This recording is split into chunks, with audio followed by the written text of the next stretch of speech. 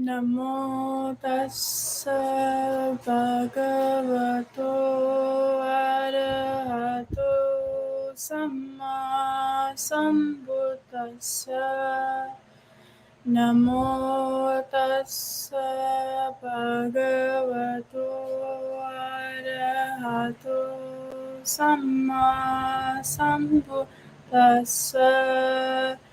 Namo tassa bhagavato arahato samma sambuddhassa.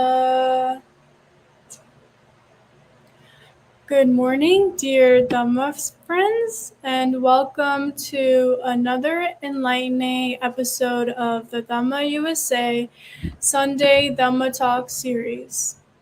I'm truly honored to be your host for today's session, and we have an exceptional guest with us today. We will be having Bhikkhuni Sākya Dhammadinnā, who is a remarkable spiritual practitioner, and she has dedicated her life to the pursuit of wisdom and the propagation of the Buddha's teachings. Her journey is an inspiration to us all. Born in Haryana, India, Bhikkhuni Sākya Dhammadinnā's thirst for knowledge led her to achieve a bachelor's degree in commerce and a master's degree in Buddhist philosophy. She earned a gold medal in Abhidhamma Philosophy while taking her master's. Her passion didn't stop there, and she pursued a degree in law and is currently preparing for her doctorate degree. Her spiritual journey took a significant turn when she was ordained as an anagarika with 8 precepts in Kushinagar in 2017 by the Indian Bhikkhu Sangha. Since then, her dedication has been unwavering, and she went to become a Sikhamana in Vaishali, Bihar in 2018 under the guidance of the Buddha Chatu Parisa Foundation in Thailand. Her noble efforts include organizing seminary ordination camps where around 30 women have received training on how to become a virtuous bhikkhunis. And the upcoming camp, in collaboration with the Mahabodhi Society, Sarnath, promises to continue this important work. Bhikkhuni Sākya Dhammadinnā's vision extends beyond her teachings, and she dreams of establishing a Bhikkhuni training center in India, a sanctuary where aspiring bhikkhunis can receive proper training and guidance on their path to enlightenment. Without further ado, I will be inviting Bhikkhuni Sākya Dhammadinnā to our episode today.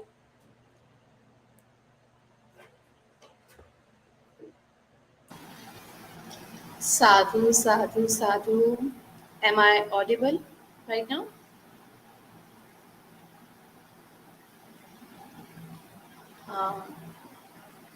Is everybody able to hear me?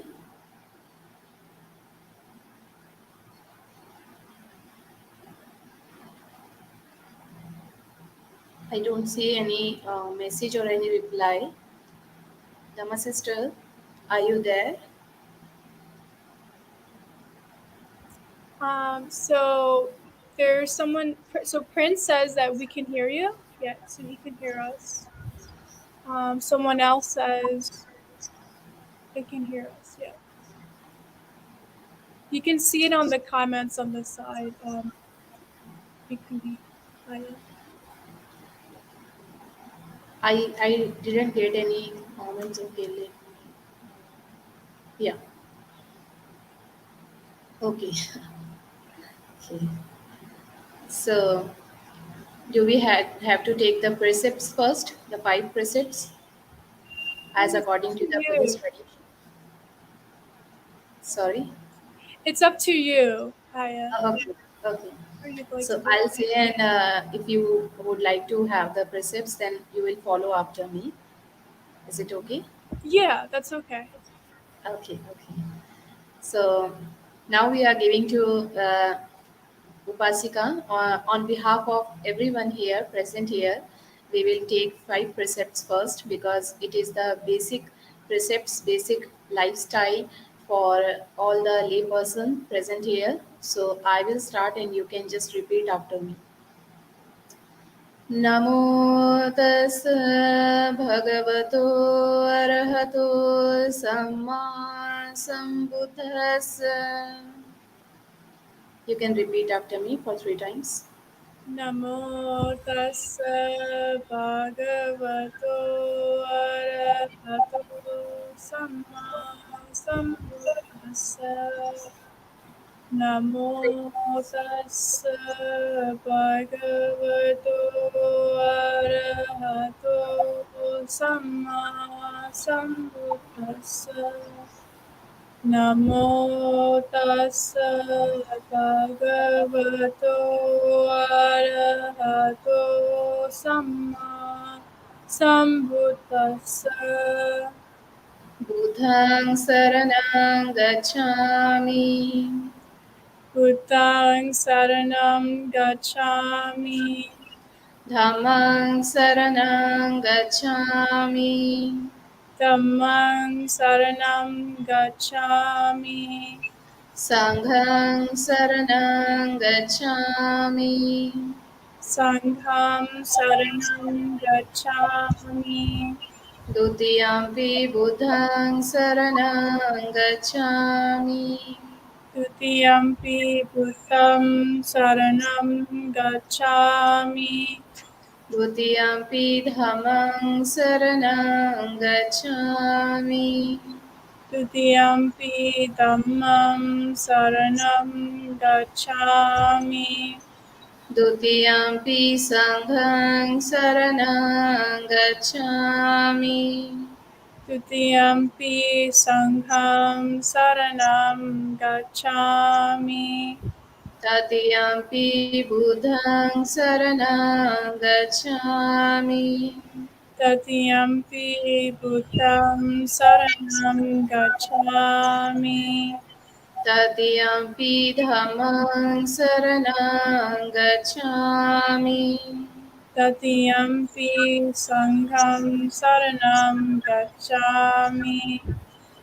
Tatiyampi sanghāṃ saranam gacchāmi.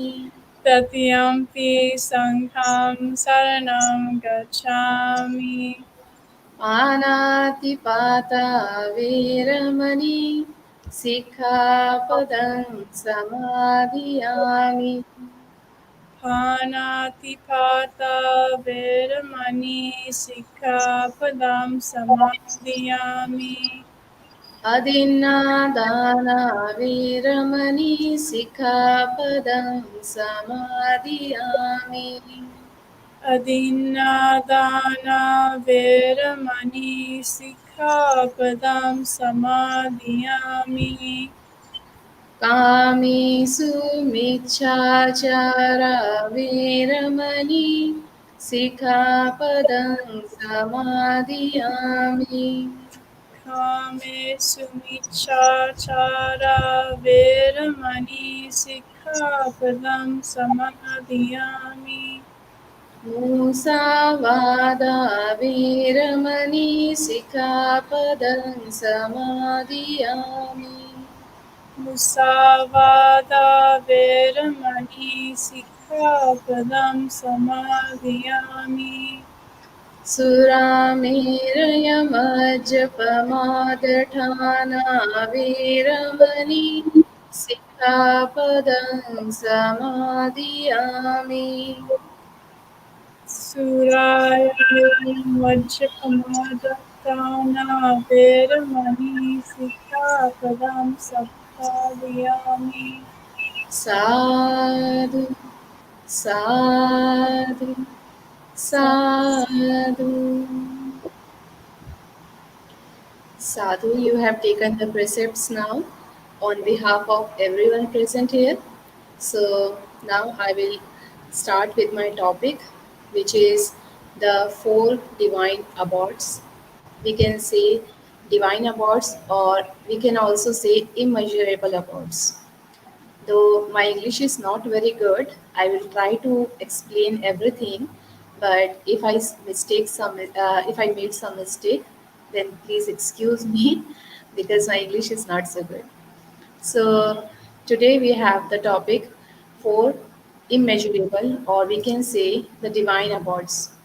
What does it mean? How we can practice it? And is it only for the monastics, or it can be practiced by the lay people also? So, four divine abodes are those abodes which can be practiced by both monastics and lay person also. And it is very important to practice them no matter while we are sitting, while we are standing, while we are sleeping, while we are working. If we practice them daily, and if we have those four divine abodes in our body at every moment, then this world will be at peace. If everybody has that, I know everybody cannot have that because there are many people who have a lot of ill will, lot of hatred, lot of delusion.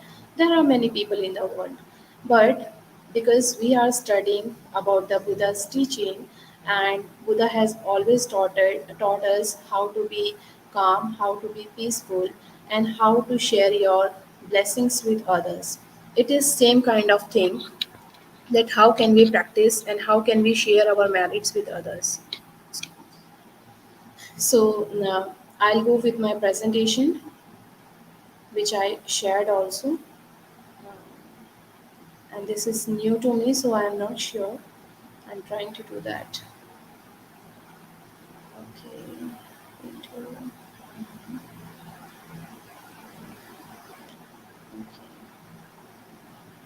Today we have very colorful presentation.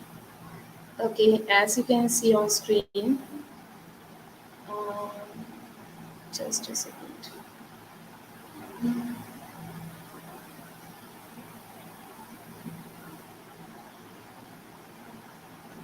Is everybody able to see my slides?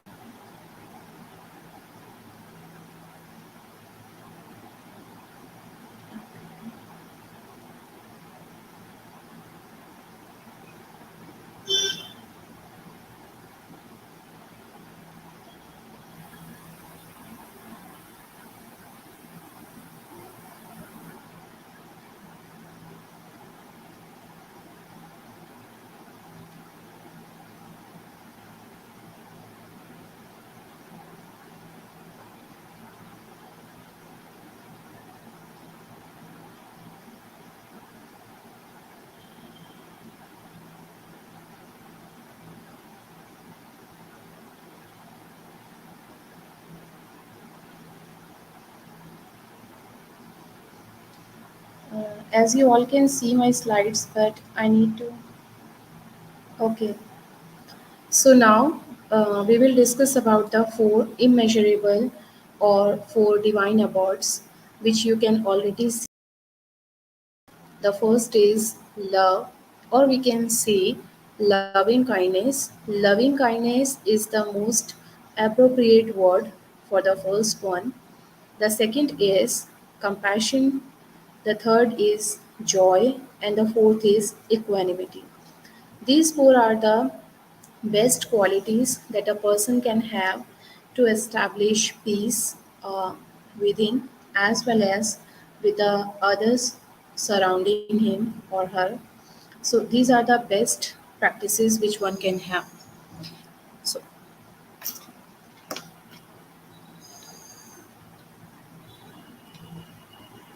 just a second. Okay. So, how can we practice that and how can we understand that? Because before practicing, because it is a kind of meditation, but before you meditate on something, you need to understand its theory.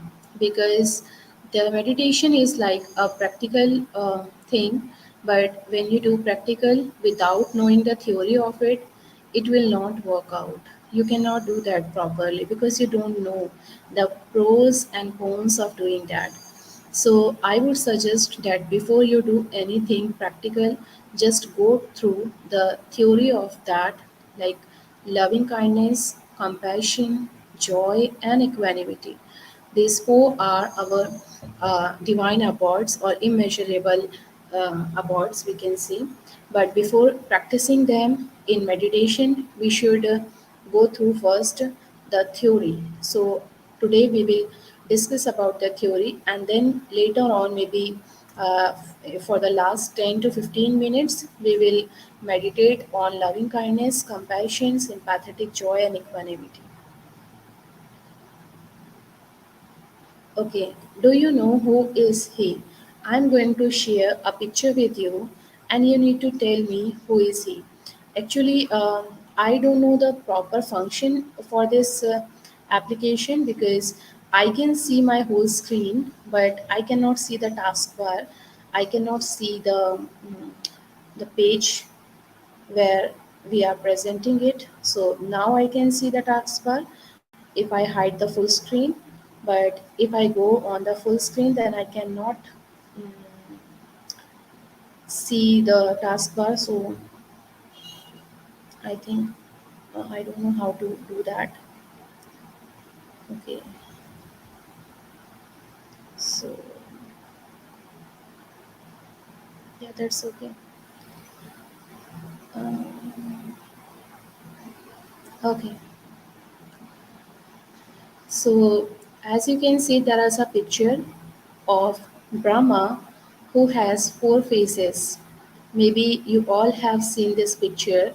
This picture is very famous in India, mostly in Hindu culture, in Hindu religion, though we also have Brahma in Buddhism, but that Brahma is very different from this Brahma. Now we are talking about this Brahma. So I hope that you all may have seen that in the past in the Hindu religion or in temples or somewhere on posters. It has four faces. But why does it has four faces? Because he is the Brahma of Hindus who has four faces.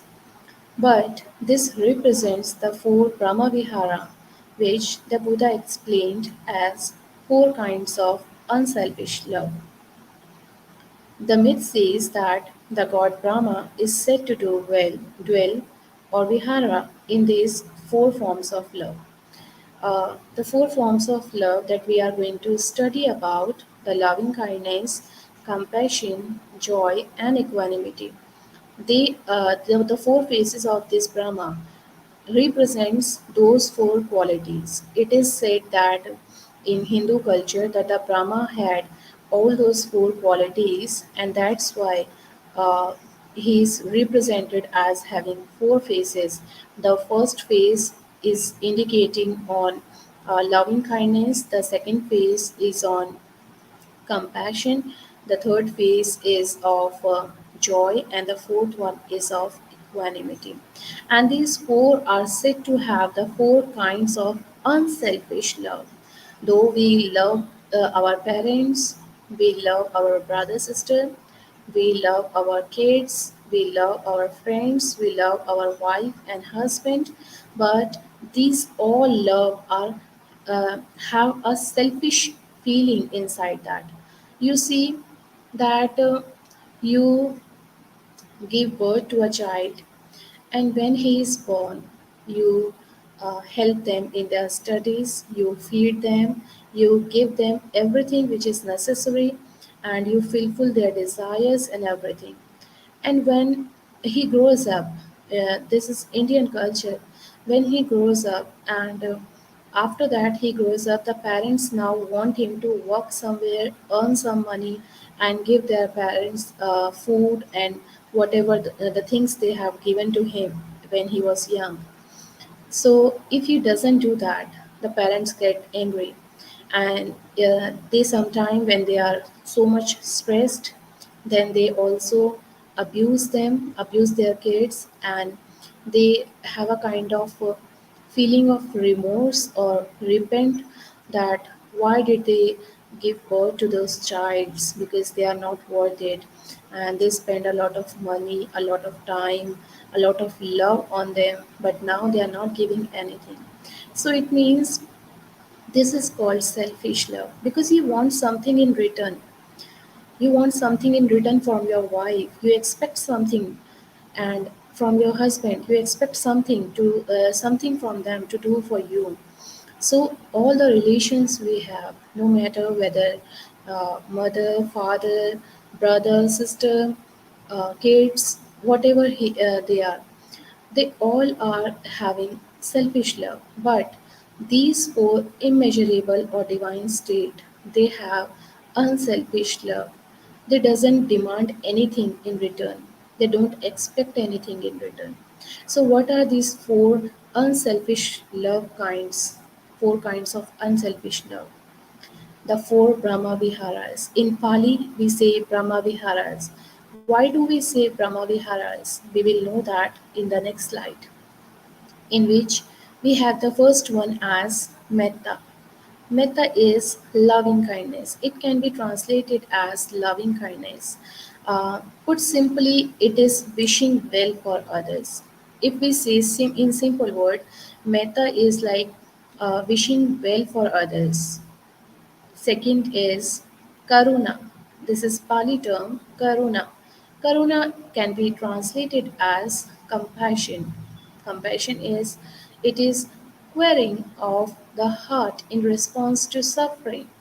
If like someone is suffering and you feel that you are feeling their suffering and you want them to overcome their suffering, it means you are having compassion for them, you are having karuna for them. And if you don't feel anything, it means you don't have those qualities, you don't have that unselfish love inside you. The third is mudita.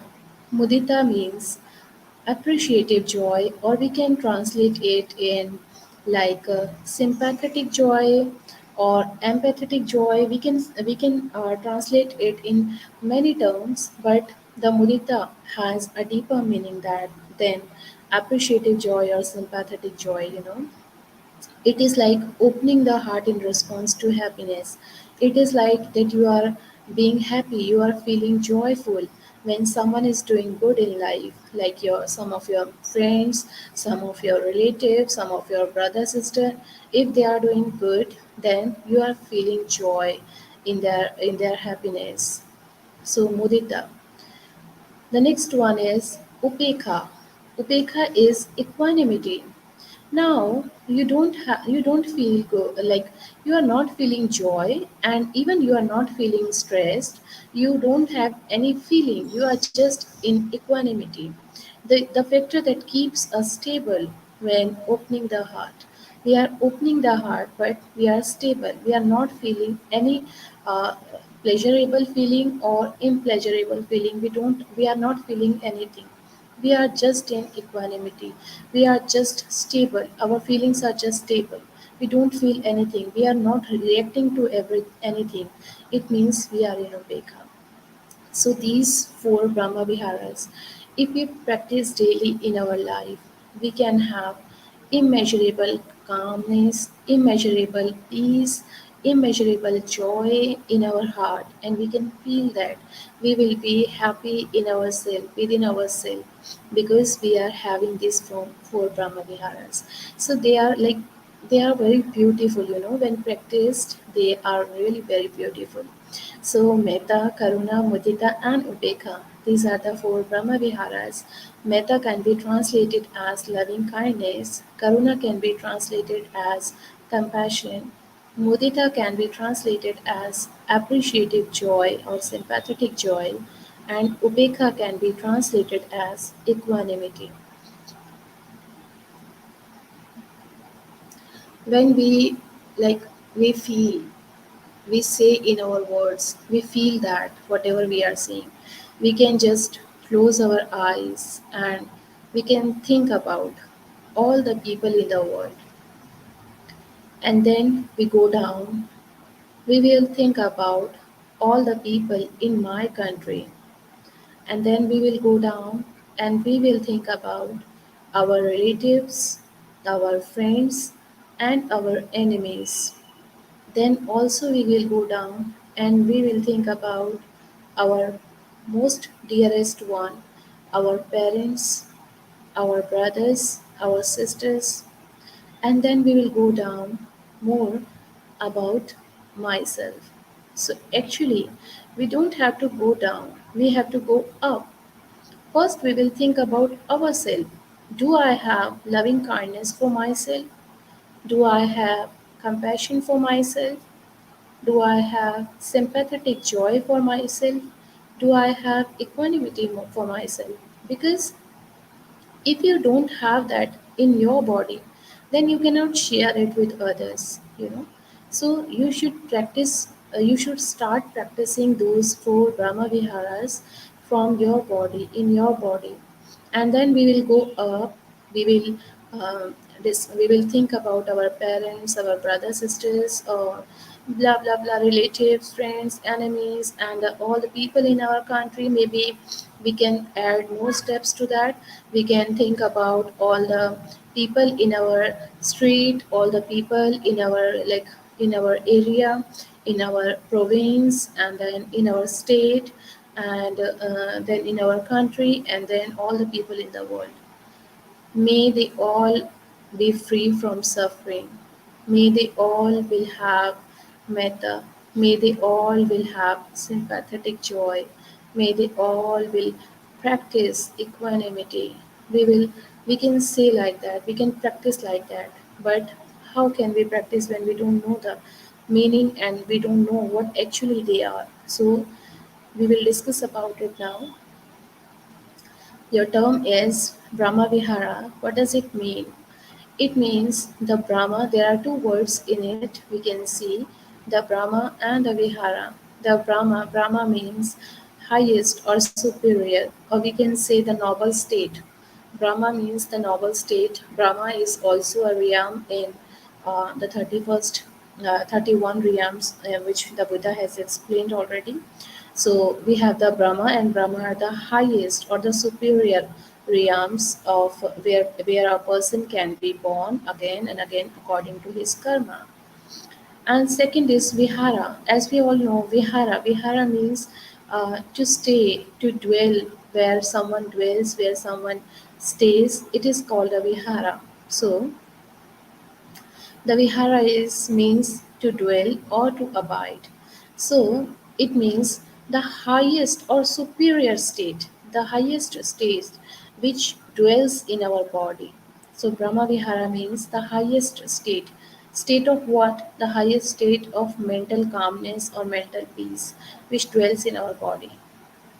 So actually we can see that uh, the Brahma Viharas, they are not the duties. Like one have to perform some duties. Have to perform means he's forcefully doing that. Like he doesn't want to do that, but he's forcefully doing that. But actually, Brahma Viharas, they are not something which someone has to do forcefully, but it is something which can be uh, which is like it is something which is values which one should live with in all his life. Like they are not duties which can be forcefully implied on somebody. So thus the Brahma Viharas, they are not the duties one should obey, but Brahma Viharas are the values one should live with in all his life. In the language of Buddha, these are Metta, Karuna, Mudita, and Upeka. Actually, when we use the Pali term, because we are not familiar with the Pali language, so that's why we don't understand those words, and then we translate them in our languages which we can understand easily. But we can translate them in English or maybe some other languages. But actually, these four words in Pali have a more deeper meaning than the translated one. We can translate them in Like we have already translated them as loving kindness, compassion, appreciative or sympathetic joy, or equanimity. We have already translated them, but actually when we use the Pali word, that is more precious or more deeper, has more deeper meaning. So I think we should better use the Pali words in all our slides. That will be beneficial for all beings.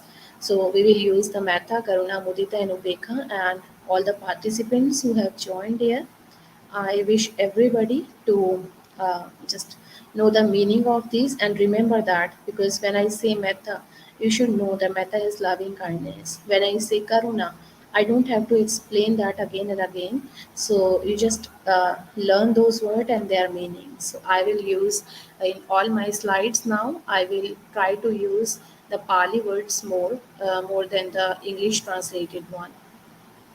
So the Brahma Viharas are not the duties which I will teach you today now, that you have to do that, you have to do this, you have to do like this, you don't have to do like that. I can teach you that, but it depends on you whether you want to do it or not. If you want to do it, then it is not a duty because you are doing or I am saying. It is because you are doing it for yourself, for your calmness, for your peace of mind. If you want peace of mind, if you want that calmness, if you want to experience those highest state of calmness in mind, then you will practice it on your own. I am no one to force you. So Brahma Viharas are not the duties. So we can translate the term Brahma Vihara in two languages. The first is the Sutta Pitaka, and the second is the Abhidhamma Pitaka. So I will.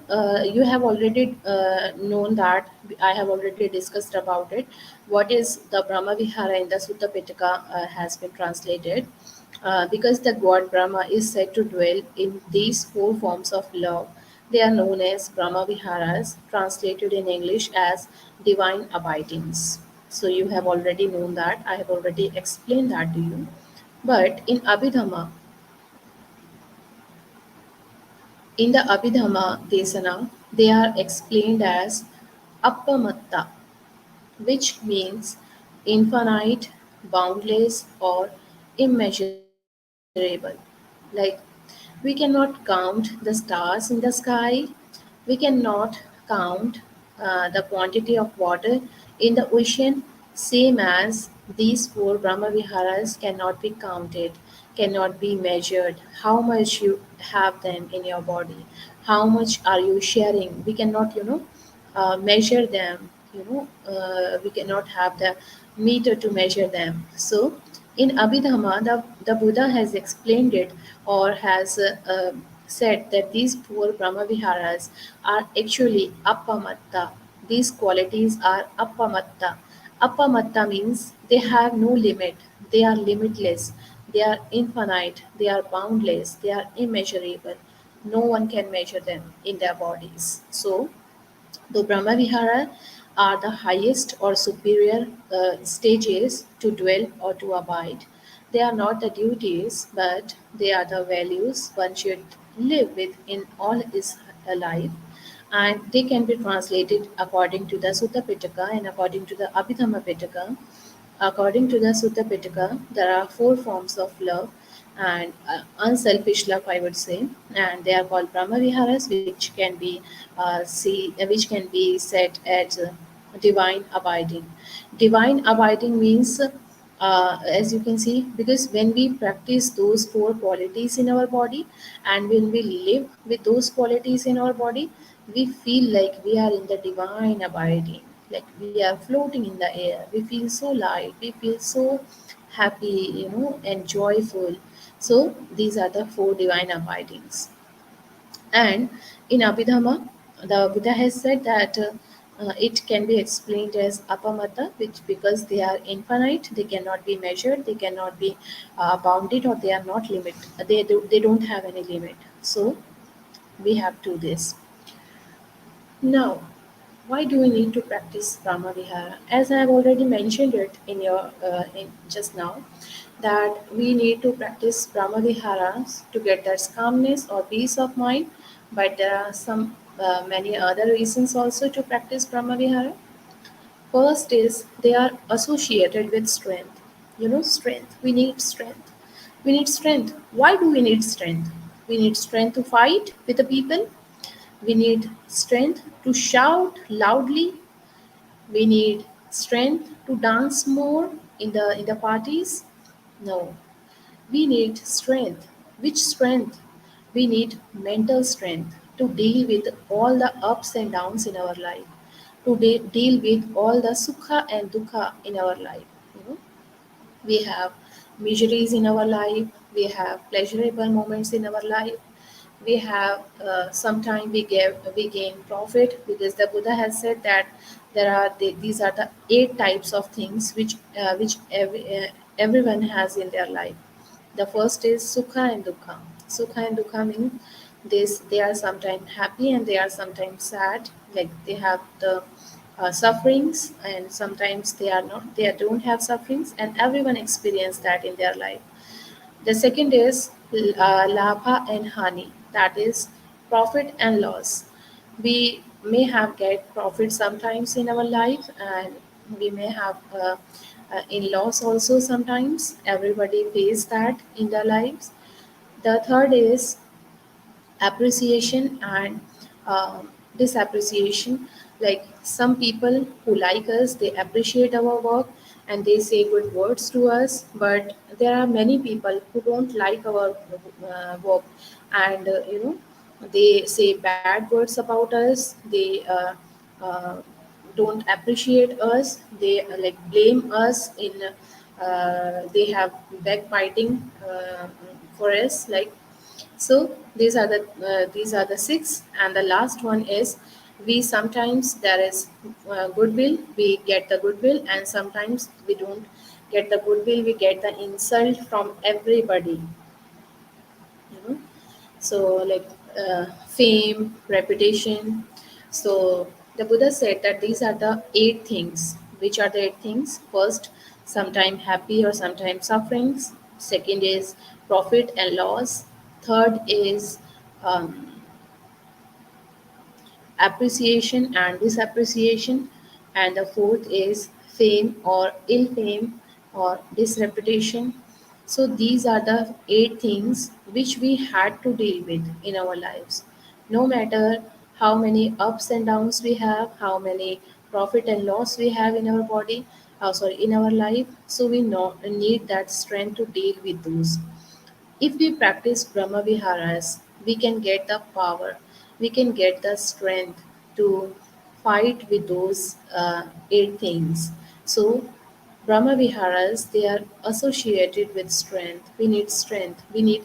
No, we are not talking about the physical strength here, because physical strength can be gained by the good food only, but we are talking about the mental strength. So we need mental strength.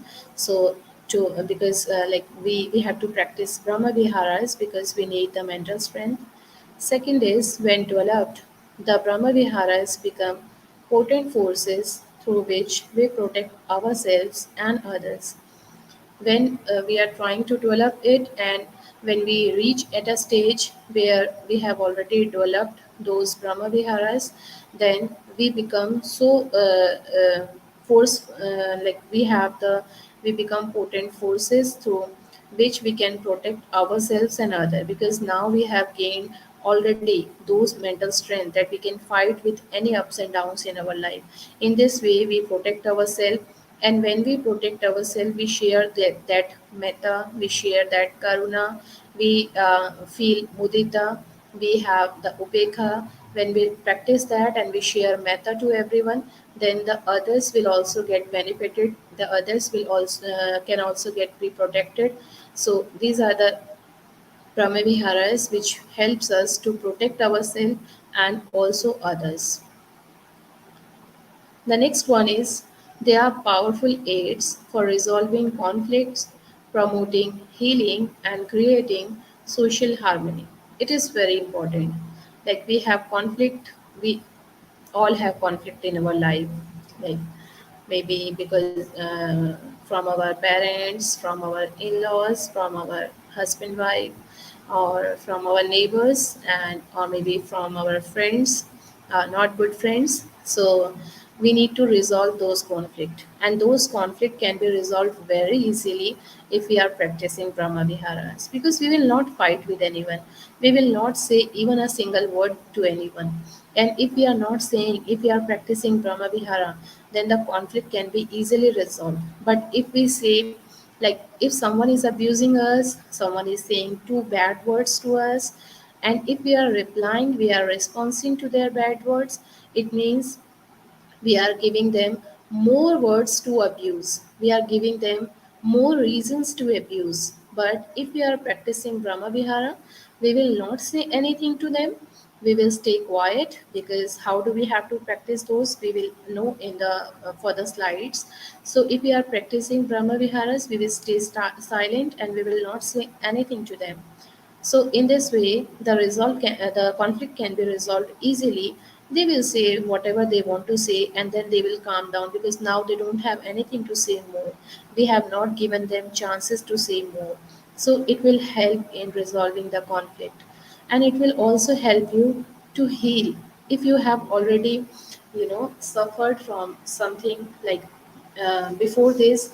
Maybe some people are here who have not listened, or who have not heard about the four Brahma Viharas, and they have not practiced it in whole their life, and now they are learning it. And if they will practice it, so the past experiences from which they are suffering till now, it can be healed properly. It will promote healing, to healing those past experiences, past bad experiences, I would say. And creating social harmony. Always, we have already discussed that if the four practicing of four Brahma Viharas helps us in resolving conflict, and also promotes healing the bad experiences, so it will also create the social harmony. And it is obvious that we will have the harmony in the society if we are not having conflict, and if we are healing from inside. So this is the powerful aid. The Brahma Viharas are the very powerful aids for resolving conflict, promoting healing, and creating social harmony. As strengths, they contribute to confidence in all areas of life. When you have that mental strength, you are so confident, you believe yourself, you are not shy of doing anything. Even if you don't know anything, you are confident to ask somebody. You will not feel, you know, uh, small, or you will not feel bad for not knowing that. So you will have confidence in all areas of life, no matter whether you are dealing with your family members, or dealing with your friends, dealing with your enemies, dealing with your employees, dealing with your colleagues, no matter with whom you are dealing with. But you will have the confidence of dealing with all those person in all areas of life. So because now we have the mental strength, we are mentally strong. So mental strength will contribute to confidence also. Confidence in all areas of life. Wherever you go, you will go with confidence. Yes, I can do that. If I don't know, I will ask somebody, I will learn that. I will have that confidence that I can do anything in my life. So this confidence you will have in your body, in your mind. They enable us to keep love at the forefront in all our social encounters and with anyone we meet, no matter how challenging. Like, we have many things in our life, but when we practice Brahma Viharas, then we put everything aside, and we will only think about the love, about the loving kindness, about the compassion.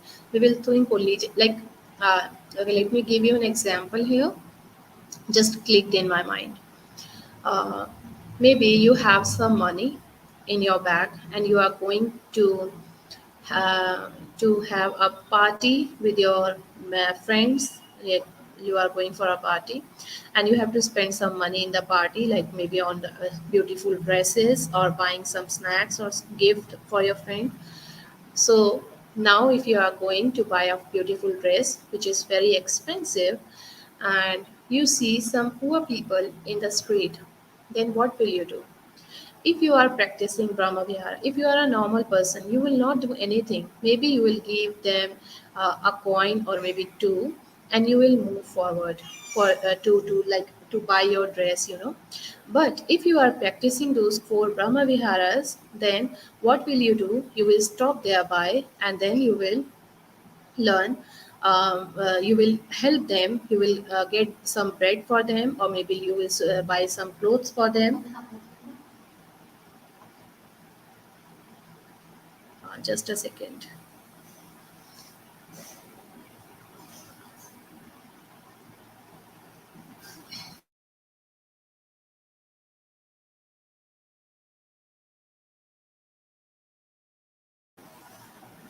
Okay, I'm sorry.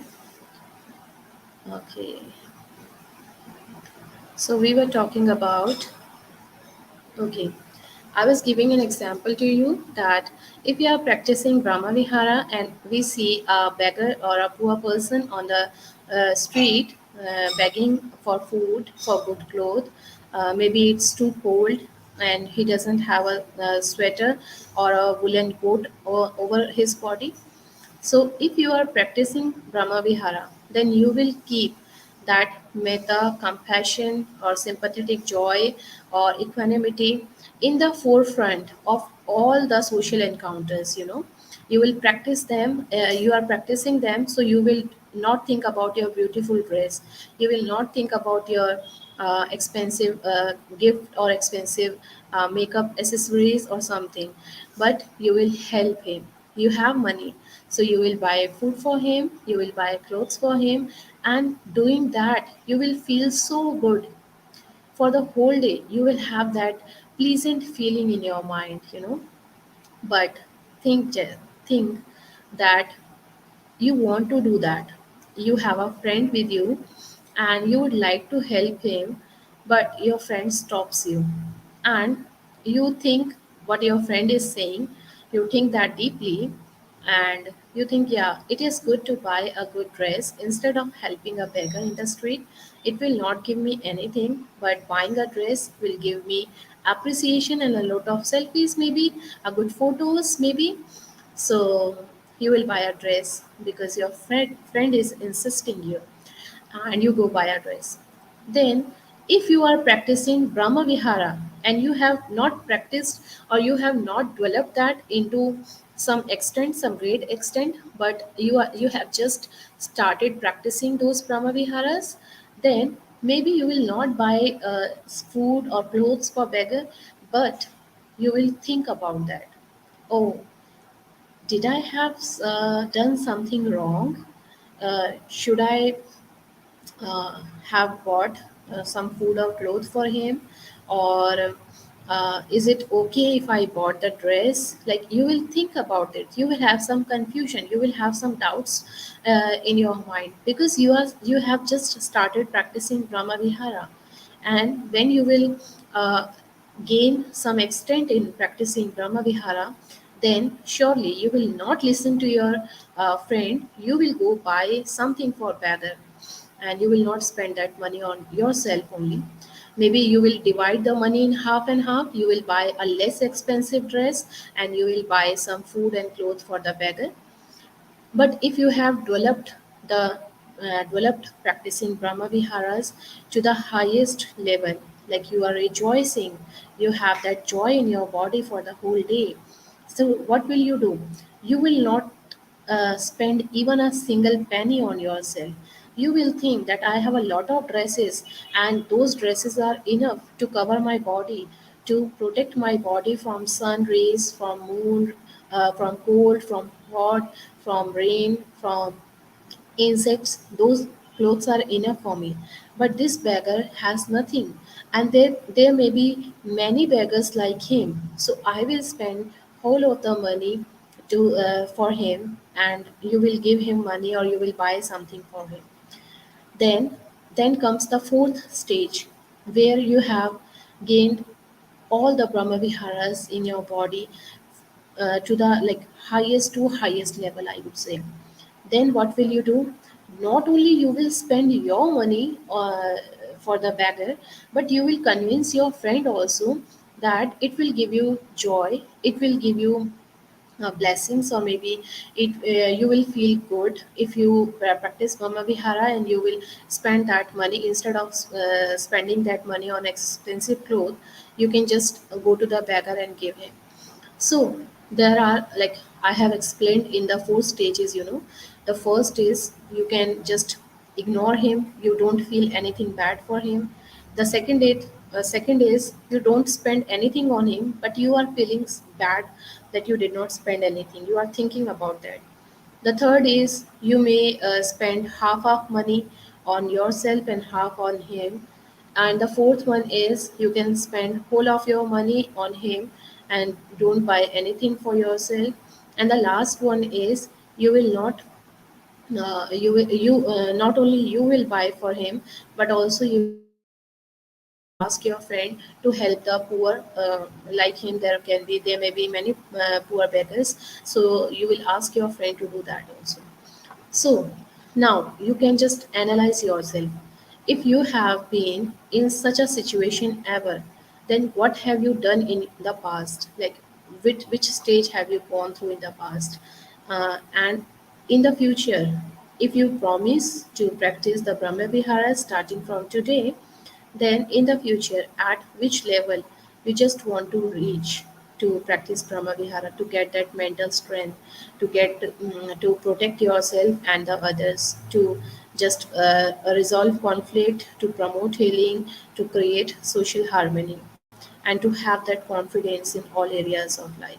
You just have to keep those Brahma Viharas, those loving kindness, those love, the unselfish love. You have to keep that unselfish love in the forefront of all social encounters, no matter whom you meet, no matter how challenging the situation is, but you will keep the Brahma Viharas at the forefront. Okay, now enough for the big lectures. Now we will go straight to the point. We will discuss about the first Brahma Vihara, though it is Metta, but I have shared it from the Karuna, and we will go on the second one, which will be Metta for us now. So I will go through the Karuna first, compassion. So we can know from these words what actually the compassion is. Compassion is when it removes the heavy bar on our shoulder, like I just discussed with you. The example that I have given you just now, just before this slide, is the perfect example for compassion, for practicing karuna. Actually, I just told you that on the second stage, when you are feeling that should I help him or should I not help him? If I will help him, then what will happen? And if I will not help him, then what will happen? You are having that burden, you are having that heavy bar on your mind. Then, if you follow the compassion, if you follow the karuna, if you had that Brahma Vihara practice, and if you do the act like having filled with karuna, then you will just go and give them, and you will not repent on them whatever you have done. If you have given that money, or that you have helped that beggar, so you will not feel bad about that. After doing that, you will not feel bad. So it means it has removed the heavy bar in your mind, or from your mind. It opens the door to freedom. Like you are free, your mind gets free, because it has already removed the heavy bar from your mind. So now you are free. You don't have to go through the confusion. Like you have done this merit today, maybe after some days you will meet again someone who is suffering, who is in suffering, who is like having not only the physical suffering, or not only the bread or cloth or anything, but also the mental suffering. So you will not think twice, because for the first time you have thought twice, should I help him or should I not help him? And when you helped him, then you are feeling so good. You are having that joy in your body. So it means when you are feeling that joy, so you will repeat that again, to have that joy again in your body, to feel that joy again in your mind. So what will you do next? You will when you will meet another person having suffering, you will help him. You will help him directly. You will not think twice whether should I do it or not. You will do it directly. So now you are freedom. You have freedom. Now you are free. You don't have any confusion. So when you practice karuna, it opens the door to freedom. The third one is makes the narrow heart as wide as the world. Because now your heart is so big that you want to help everybody. Now you are practicing karuna and you are free from your suffering. Now you want everyone to practice karuna and you want everyone to be free from suffering. So what will you do? You will help others because you are feeling good in doing that, and also you will teach others how to practice karuna so that they can also feel the same thing. So now your heart has become so open to these two things. You are practicing yourself, you are having that in your body, you are feeling that, and now you are not only helping people in their physical needs, but you are also helping people who don't need any physical object, but they need the mental object. So you are helping them, you are teaching them to practice karuna. So now your heart is so big, narrow heart has become so wide as the world. So these are the three, I would say, characteristics of karuna, that it removes the heavy bar, it also opens the door to freedom, it makes the narrow heart as wide as the world. How can we do that? How can we practice karuna? Wishing a person who is in trouble to be free from suffering and misery. Like you are wishing, maybe, like if you don't have money that day and you see a beggar on the street asking for food, and you don't have any food and you don't have any money, you are not in a condition, you are not able to help him, then it doesn't mean that you don't have karuna. If you don't have anything to give him, but you are wishing, you have that thought in your mind, you are wishing that may he be free from suffering, may he be free from misery. If you are repeating that again and again, if you are thinking about that person again and again, and when you are meditating, you are thinking about that person, and you are just sending him your vibes that wishing that he may be suffering, he may be free from suffering someday, he may not have any misery in his life, then it also means that you have that karuna. Karuna doesn't need money, it doesn't need your money to fulfill, it doesn't need your physical objects to get fulfilled. It only needs a good heart, it only needs a good mind, it only needs your blessings, which can be transfer from your good deeds, like after you do the good deeds. So just wishing a person who is in trouble to be free from suffering and misery. Okay, there arises a condition like you have money, but you don't want to spend that. Like being naughty there, you don't want to spend that. Being selfish, I would say, you don't want to spend that on beggar. But you think, oh, while during meditation, I will send him the karuna, or I will wish for him that he may be free from suffering and misery. And when you sit in meditation, you think about that person and you are uh, wishing for him to be free from suffering and misery. But is it karuna? Can we say that this is karuna? Oh no, this is not karuna. Why this is not karuna? Because you being selfish here. And karuna is one of the four kinds of unselfish love. You should not be selfish here. You should be unselfish because you had money and you did not spend on him. He was suffering. He was in suffering, and you was in a condition to help him to remove his suffering, temporary maybe, because if you give him food, so he may eat the food which will help him to survive maybe for a day or maybe two, and then he will get hungry again and then he will ask for money again. So in this way you are helping him not being selfish, you are helping him. But when you uh, when you are wishing for him that he may be free from all his sufferings, then it means you are sending him his your blessings for permanent, not temporary, permanent, that he may be suffering free from suffering in all his life. So so this is not selfish, this is unselfish. So you need to help him. So let us explore it more. If any other person is suffering, or if anybody is seen or heard to be in distress or in suffering, man of virtue, moved with self-giving compassion, वो क्या करेगा? Uh, okay, sorry, somebody came. Actually, when we are moved, when we have like shaken our mind with the sufferings of other, when we can feel that, then it means we are giving compassion to them. You see that Buddha has never taught us to get suffered in the suffering of others? No, this is not the path of Buddha. Like we see many people, if one person is crying, then seeing him, many people starts crying.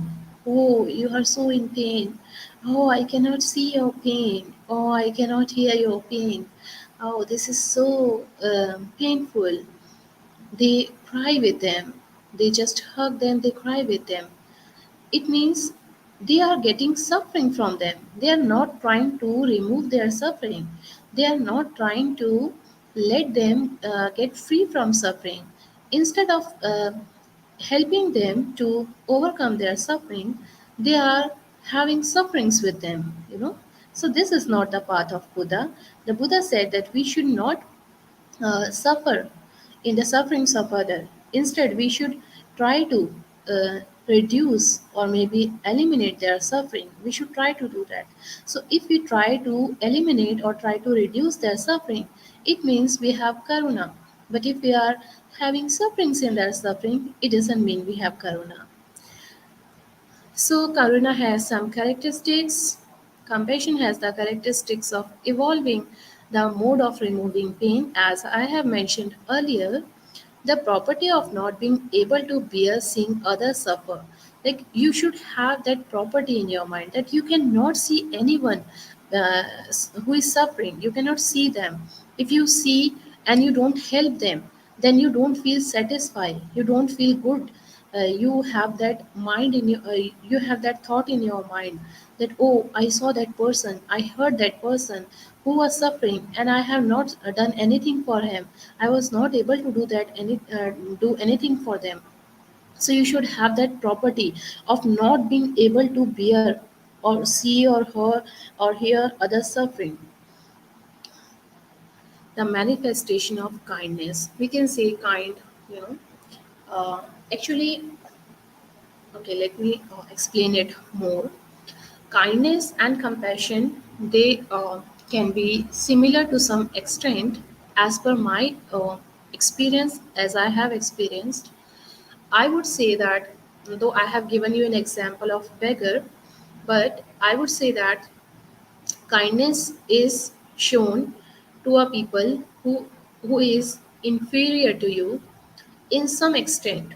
You know, maybe he's someone is inferior from you in in regard of property, in regard of beauty, in regard of physical fitness, um, mental fitness, maybe, or good family.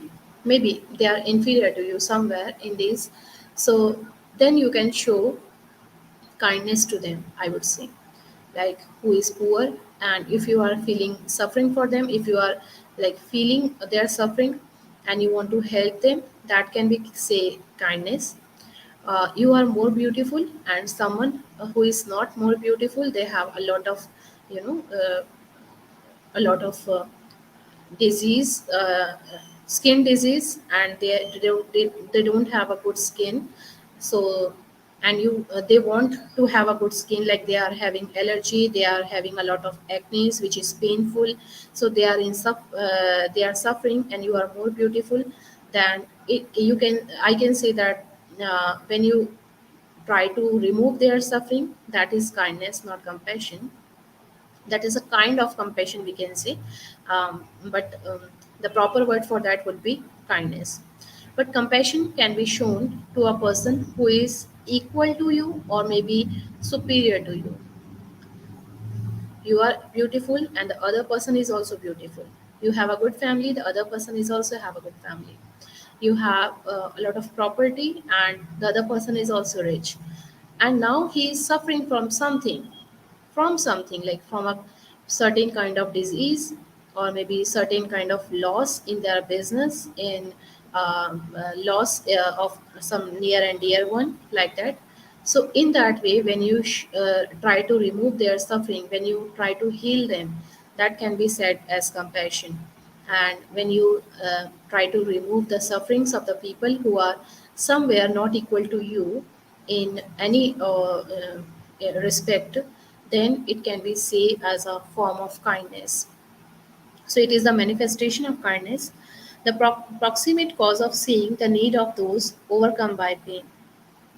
uh, we should see the cause of seeing the need of those overcome by pain, like the people who has overcome by pain. We should see the need of them, the cause of seeing the need of them, and its consummation is quitting the cruelty.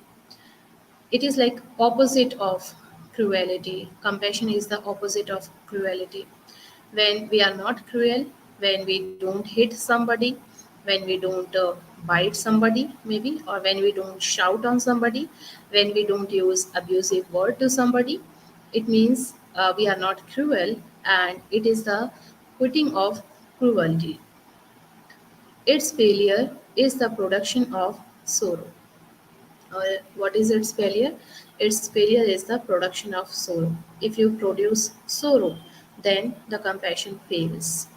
As I told you before also, like seeing the suffering of others, you are feeling suffered, you are being suffered, or maybe you are feeling sorrow. Then if you are producing sorrow in your heart, you are not trying to remove their suffering, you are not trying to reduce their suffering, but you are feeling suffering in yourself, then it means you have failed following compassion, you have failed practicing compassion. So compassion is not being suffered, or not produce suffering, not produce sorrow in your heart, but to try to reduce or remove the suffering of others. I hope that you have understood better what is compassion actually, because metta and karuna, they are some kind of similar word, people always confuse between them. So compassion and loving kindness are two different qualities. We have already discussed about the compassion, and now we are going to discuss about loving kindness or metta. So we can understand it by three words. Metta is friendliness, goodwill, and benevolence, loving others. Now, the other person is not suffering. He is not suffering. He is not hungry. He is not thirsty. He has everything good in his life, but you are sharing metta with them to have that uh, good life, to have a good life, to get that calmness, to get that peace of mind. He is not suffering from physical object. He may have some mental suffering. Maybe he always abuses. He always disrespect uh, everybody. So these are the qualities. These are the disqualities, I would say. These are the those qualities for which you need to share metta. You need to practice metta. First practice metta and then share metta. So here the person is not suffering physically. He may have some mental sufferings. Develop one's mind with the well-being for others. We are now practicing metta. We are now developing metta. We are trying to develop metta for the well-beings of other, with the well-beings for other. We want everyone to be happy. We want everyone to be free from suffering. Now we are not focusing on one person here. Actually, uh, to practice karuna, we were focusing on a particular person, but for sharing metta, we are not focusing on a particular person. We are just developing our mind with the well-being for others. We want our well-being so that we can share it with others, and others can also have their well-beings. So metta is like sharing your blessings, sharing your good deeds with other, the vibes, uh, the fruition you have got from your good deeds. Now you are sharing it with everyone so that everyone can be benefited from this, and everyone can be happy, can be in peace in their life. The purpose is same. The purpose was of karuna and the purpose of metta is same somewhere, but the meaning is different, the practicing is different. So let us elaborate it more. Like, uh, I have given one example here. Tathagata Buddha given first Shila in the Panchashila based on Metta Bhavana, Panatipata Veramani Sikhapadang Samadhiyami, means to abstain from killing or hurting any living creatures. Concept of non-violence in Buddhism is based on Metta Bhavana. Buddha filled the robber's Angulimala mind with Metta, and the robber was converted into a good person. You see the power of Metta. Like, we take the five precepts for the whole householders. We have the five precepts, among which we have the first precept, which is Panatipata Veramani Sikhapadang Samadhiyami. It means we will not kill or we will not hurt any living creature, though we are not doing that on everyday basis. We are not killing any living creature, but uh, does it mean that we are practicing metta? Somewhere we can say that, but if we are not killing anybody, it doesn't mean that we have metta in our heart, in our mind. We need to practice metta, that we will not kill anybody, because when we kill anybody, when we hurt anybody, they are in suffering, they feel pain. Like, if someone will hurt me, someone will kill me, I will have pain, I will feel the suffering, same as the other creature is also feeling suffering. They are also having pain. So you can feel that, and you will not hurt or you will not kill anybody, any living creature in the world.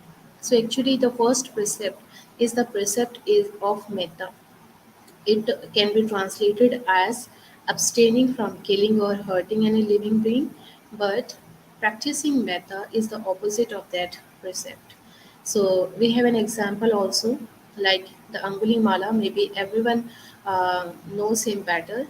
That he was a robber and he used to kill the people, and he used to cut the fingers of the people to make a garland, to make a neck band, I would say, in his neck. So when he tried to kill the Buddha, because of the Buddha's metta, because Buddha had the superior metta, so because of the Buddha's metta, he could not kill him, and he was converted into a good person. He became a monk, and not only he became a monk, but also he attained the arhatship. He attained the noble state of calmness of mind, I would say. He became an Arya Pukala. So, this is the power of metta. When we share our metta with others, then we can change the cruel person, we can change the robbers, maybe not today, because we don't have that strong metta. Don't try to uh, convert a robber if a robber comes in your way, because you may not have that strong metta as the Buddha had at that time. So maybe he will not get converted and you will be killed. And then you will blame me. Oh, Ayaji said that you have to spread metta. No, I don't say that. You have to spread metta. You have to share your metta. You have to share your blessings with him. Whatever you are doing good. So you should think about the well-being of him, that he may get some wisdom someday and he will stop doing this. You can just say this again and again in your heart.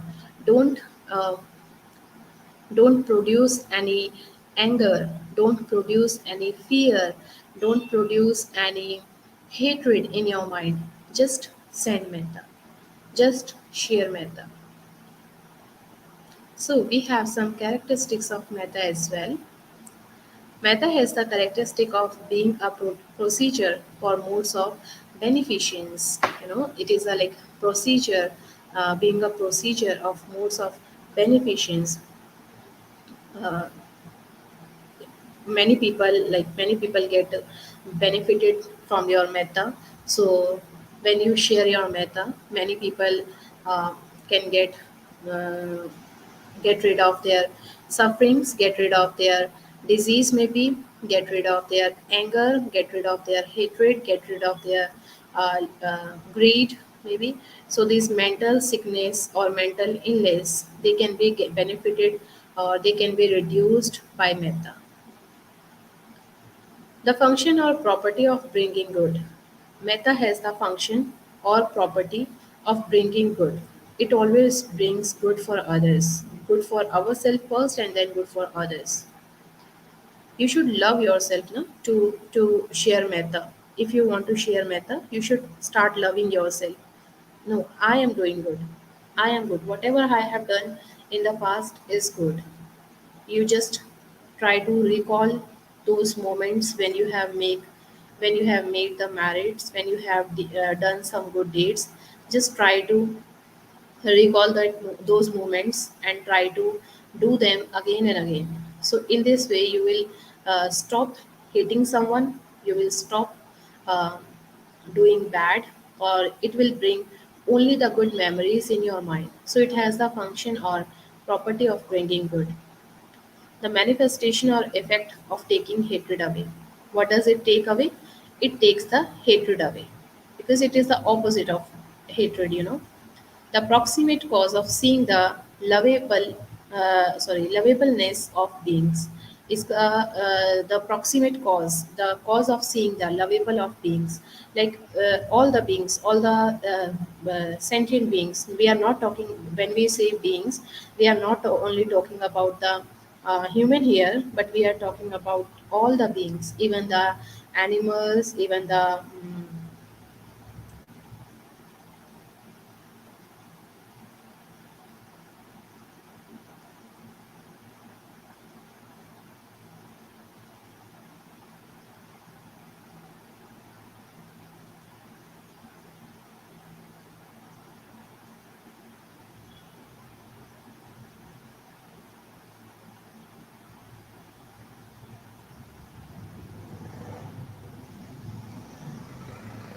can see the lovable, the beings. Its consummation or success is quitting of ill will. How can you be success in practicing metta? How can you measure your success in practicing metta? When you will be free from all ill will, then you can see, you can check yourself, you can analyze in yourself that I have reduced or I have controlled my ill will. It means I am practicing the metta in the right way, and I am being successful in practicing metta. Its failure is the production of lust. If you produce lust in your body, so much of having those bad feelings, or um, those feelings for having sex, when you see a beautiful girl, or when you see a beautiful boy, and you have those feelings in your body of having sex with them, it means you will fail in practicing metta. So lust is the just like it lust is like a barrier for practicing metta. So we just discussed. Let me go to the okay, compassion. You can see compassion has the characteristics of evolving the mode of removing pain. It has the property of not being able to bear seeing others suffer. It is the manifestation of kindness. The proximate cause of seeing the need of those overcome by pain. Its success is the quitting of cruelty, and failure is the production of sorrow.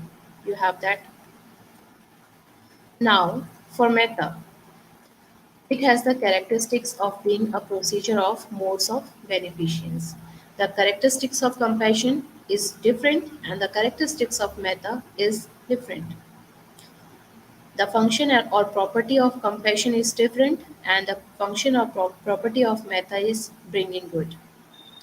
It has the manifestation or effect of taking hatred away. And what that was taking, it was the manifestation of kindness. The proximate cause of seeing the lovableness of beings.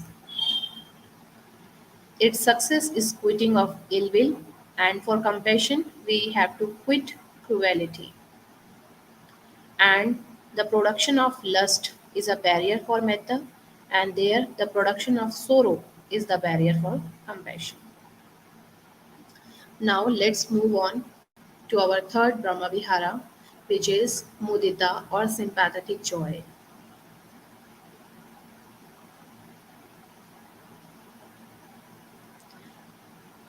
Mudita.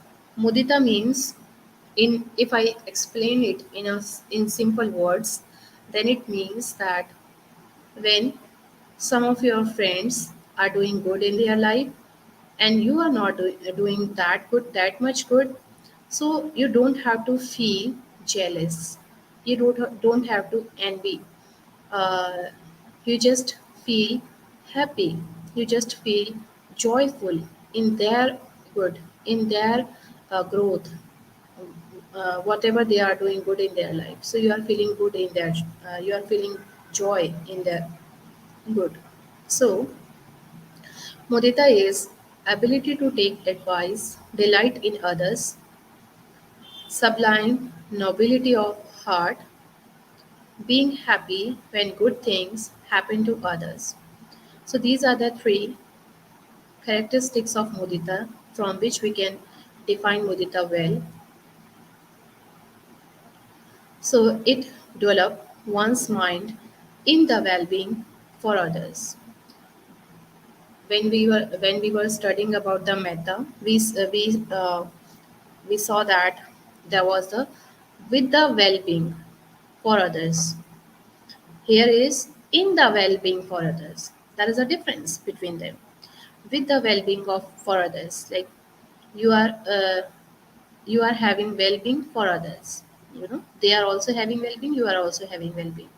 But here, maybe you are not having well-being, but you are having uh, that feeling for well-being in the well-being of others. You are having that joy in the well-being of others. Others are doing good. Maybe you are not doing good. So you have developed your mind up to that level. It means you are having mudita. When someone else is happy because of gain, honor, or praise, and we also rejoice in his happiness, that is mudita. Sympathetic joy, that is strength and gives strength. This is the highest joy. This is the highest joy, when someone is happy, they have gained something, they are honored, they are praised for something. So you are also rejoicing in their happiness. This is called mudita. And this is actually a strength. This is not a weakness. If you are being happy, maybe you are not having anything good in your life, but you still are happy for them, it means you are very strong. You have a strong mindset. And when you are strong, you will appreciate them. You will honor them also. You will praise them. You will rejoice with them. It means if you are rejoicing with them, they will also have strength. It means you have strength of mudita and you are transferring that mudita to them because you are rejoicing with them. So now you are giving mental strength of mudita to them also. So this is the highest joy. One should definitely practice it. So it has the characteristic of gladness. Of course, you must be glad for that. Its property is the absence of envy. You should not have envy. Its manifestation is the destruction of disaffection or discontentment. You should not be discontent. Uh, you should not think about yourself, because if you will think about yourself, oh, he is doing good, I'm not doing enough good, or I'm not doing good equal to him. When you have that feeling in your mind, it means you are discontented, and then you cannot rejoice with them. Its proximate cause is seeing the prosperous state of other beings.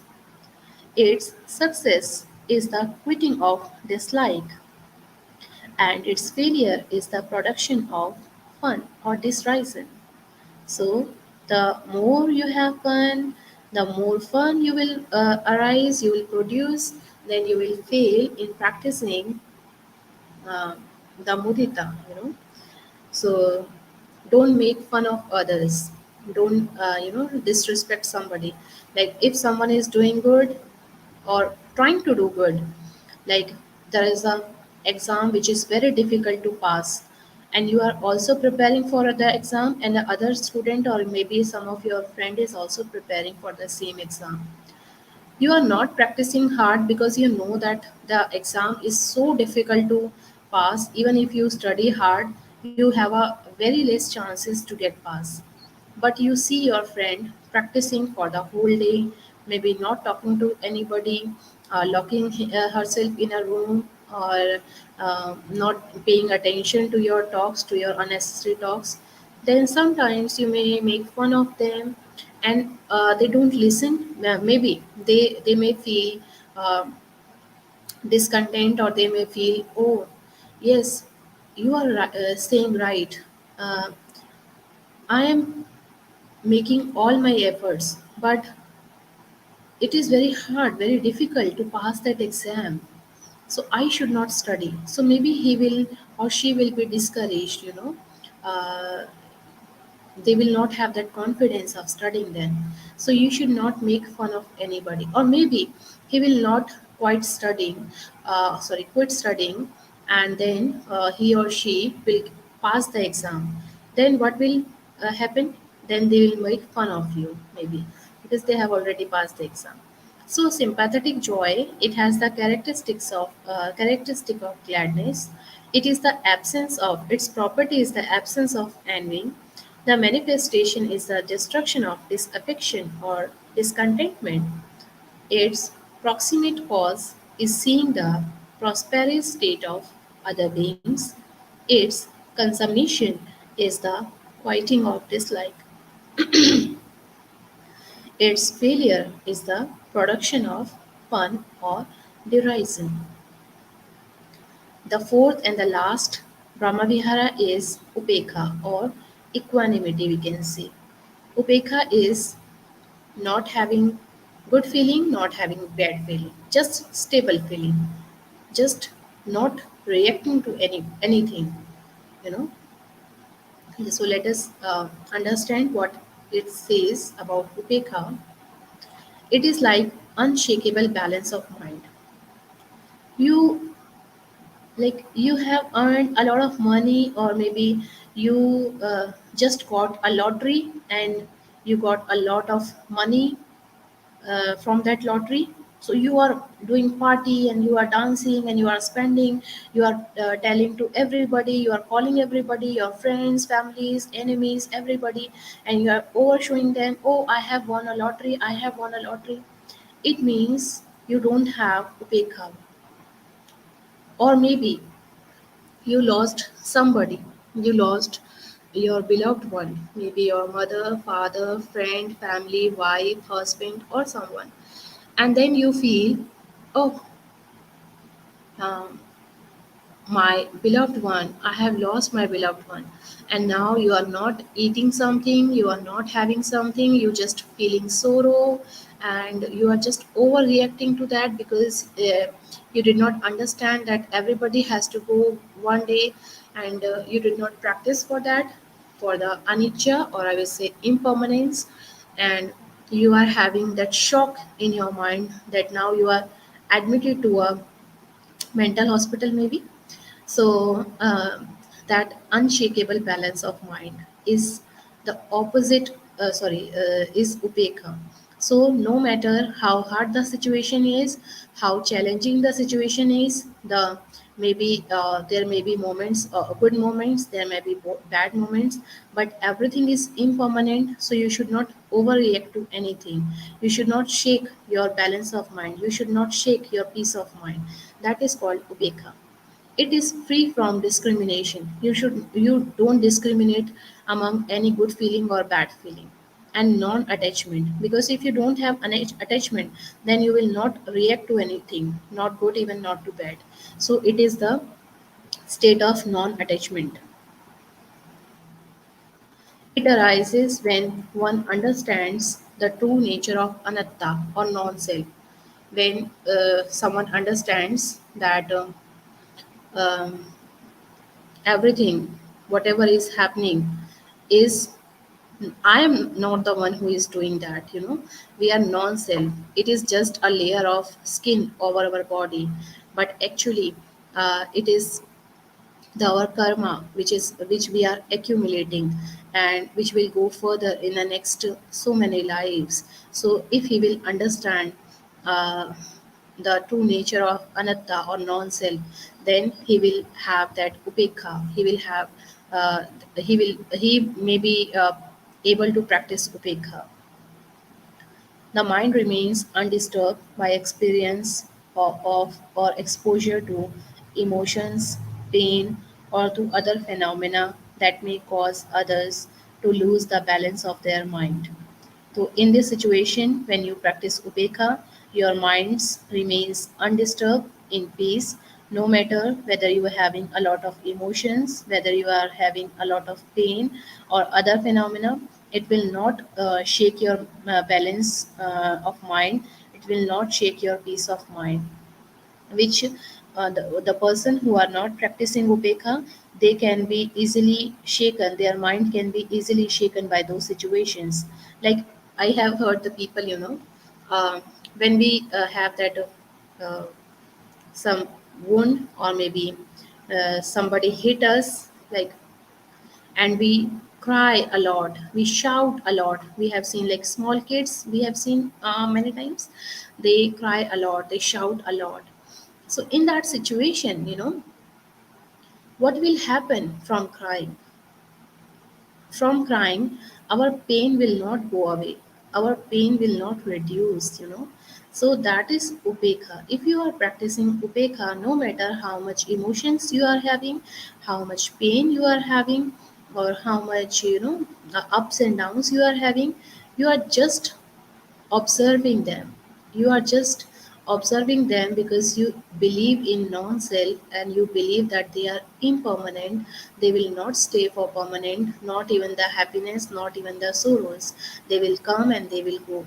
There have been many happiness and many sorrow moments in my past also, which came and gone also. So you will have that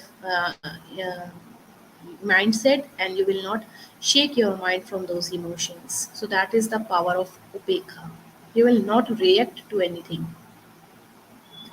Equanimity has the characteristic of evolving the mode of neutrality as regard beings. You will be neutral. You will not have pleasant feeling or unpleasant feeling. Just stay neutral. Its function is seeing equality in being, because we are starting with the equanimity, means equality in beings. Its manifestation is quieting both aversion and attachment. Like, it has two, you know. You have to leave the aversion also and attachment also. Its proximate cause is seeing the heritage of the occurring karma, because if you react to them, it means you are producing new karma, and then you have to get the fruition of that karma also. As being are the property of their karma. Like, you will see the heritage of occurring karma, you will think that beings are the property of their karma. If I will react, then I will have to get the fruition of my karma as well. By its influence, they will attain to pleasure or be free from pain. Because of only karma, because of only karma, you will attain to pleasure or be free from pain. or maybe not fall from the prosperity already acquired. Its success is the quieting of aversion and of attachment, and failure is the production of an unintelligent indifference. So these are the characteristic, function, manifestation, proximate cause, and uh, success and failure of equanimity. Now we will end this session with a simile which the Buddha has explained for the four Brahma Viharas, from which you can understand them better. And this will be the which is based on home life. Okay, this will be the last slide. As you can see, oops, just a second. Okay,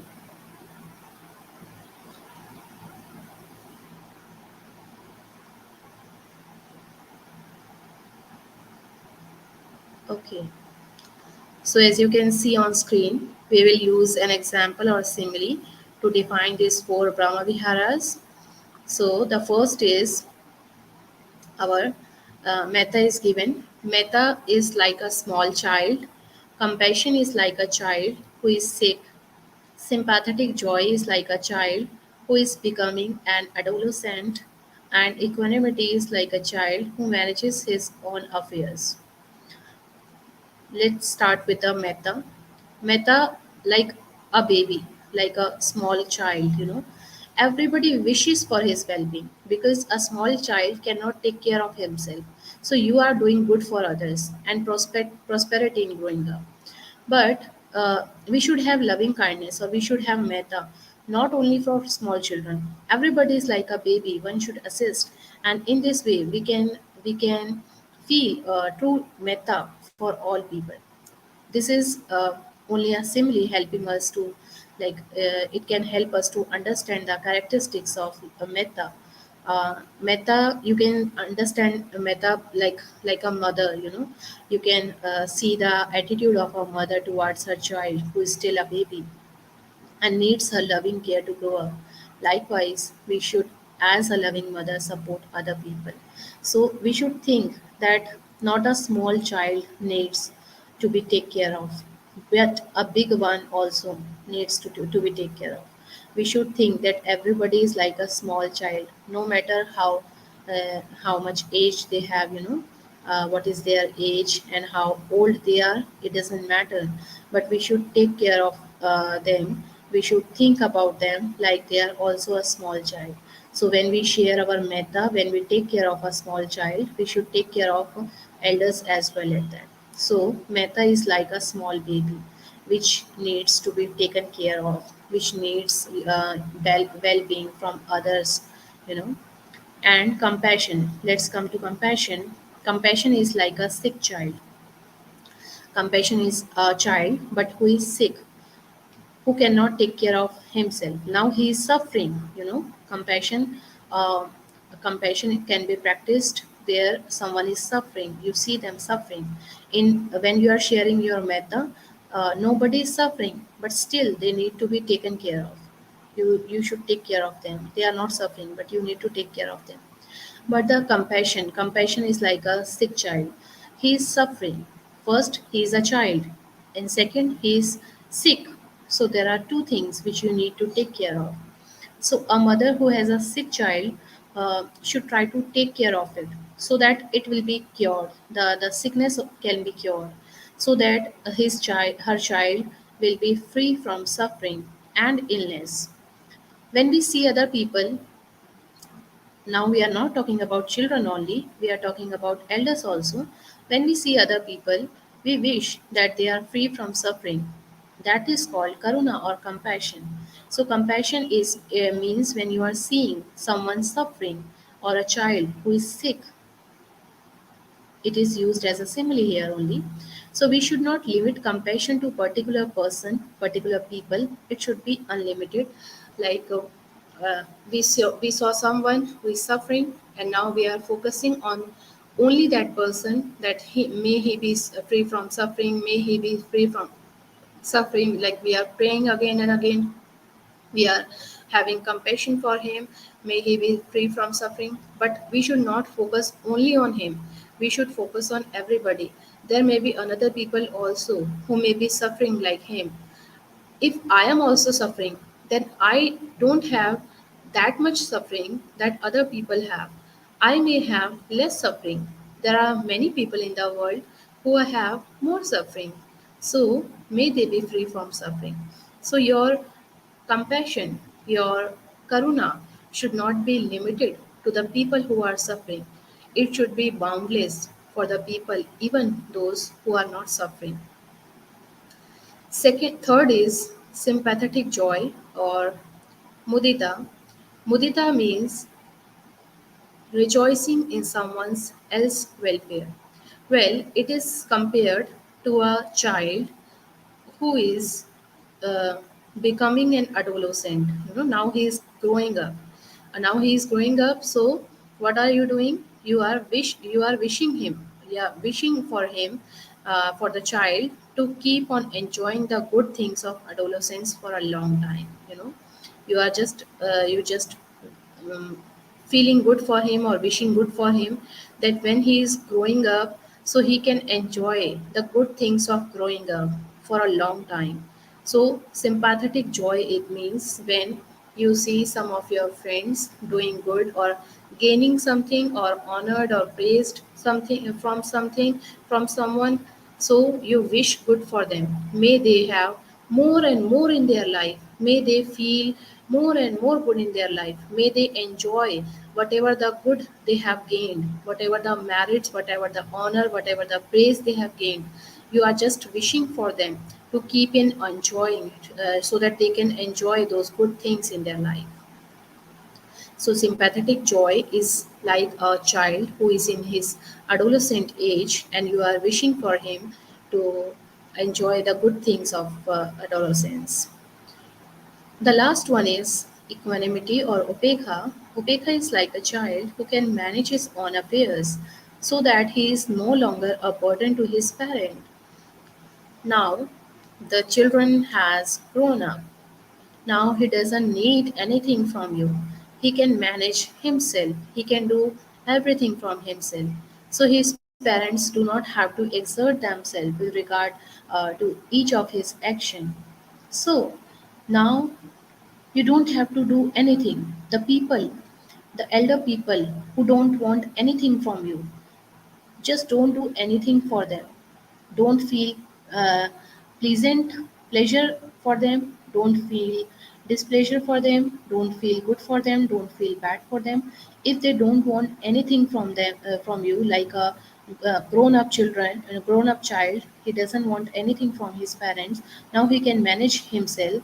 So you just leave them. Just be in equanimity. Just practice upekha in that situation.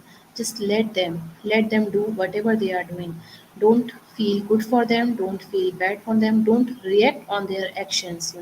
So it means you are practicing equanimity. So you can see, if the Brahma Viharas are practiced in this way, then all the defilements that we have in our mind, they can be abundant, and the wisdom, because we need wisdom. Wisdom is very important. Wisdom, or we in Pali we say panya. Panya can be developed, which knows what is beneficial for us and what is not beneficial for us, what has advantages for us and which is not advantageous for us. So when we practice these four Brahma Viharas, then it will help us to abandon the defilement, to produce or to develop the panya, the wisdom. And when we have that wisdom, then we can know clearly, we can see clearly what is beneficial for us, what is not beneficial for us, what is advantageous for us, what is not advantageous for us. So, the Brahma Viharas are most valuable, but we should verify for ourselves whether we truly have Metta, Karuna, Mudita, or Upekha. We should remember that the uh, development of wisdom or panya and the uh, abandonment or eradication of defilement take an endlessly long time. It is not a matter of few seconds. It is not a matter of a day. It is not a matter of a year, maybe. It will take a long time to be developed, to eradicate the defilement, to develop the wisdom. But we can start from here. We can start uh, from these four things. So uh, even if we okay, let me first stop sharing. I'm not getting just a second. Okay.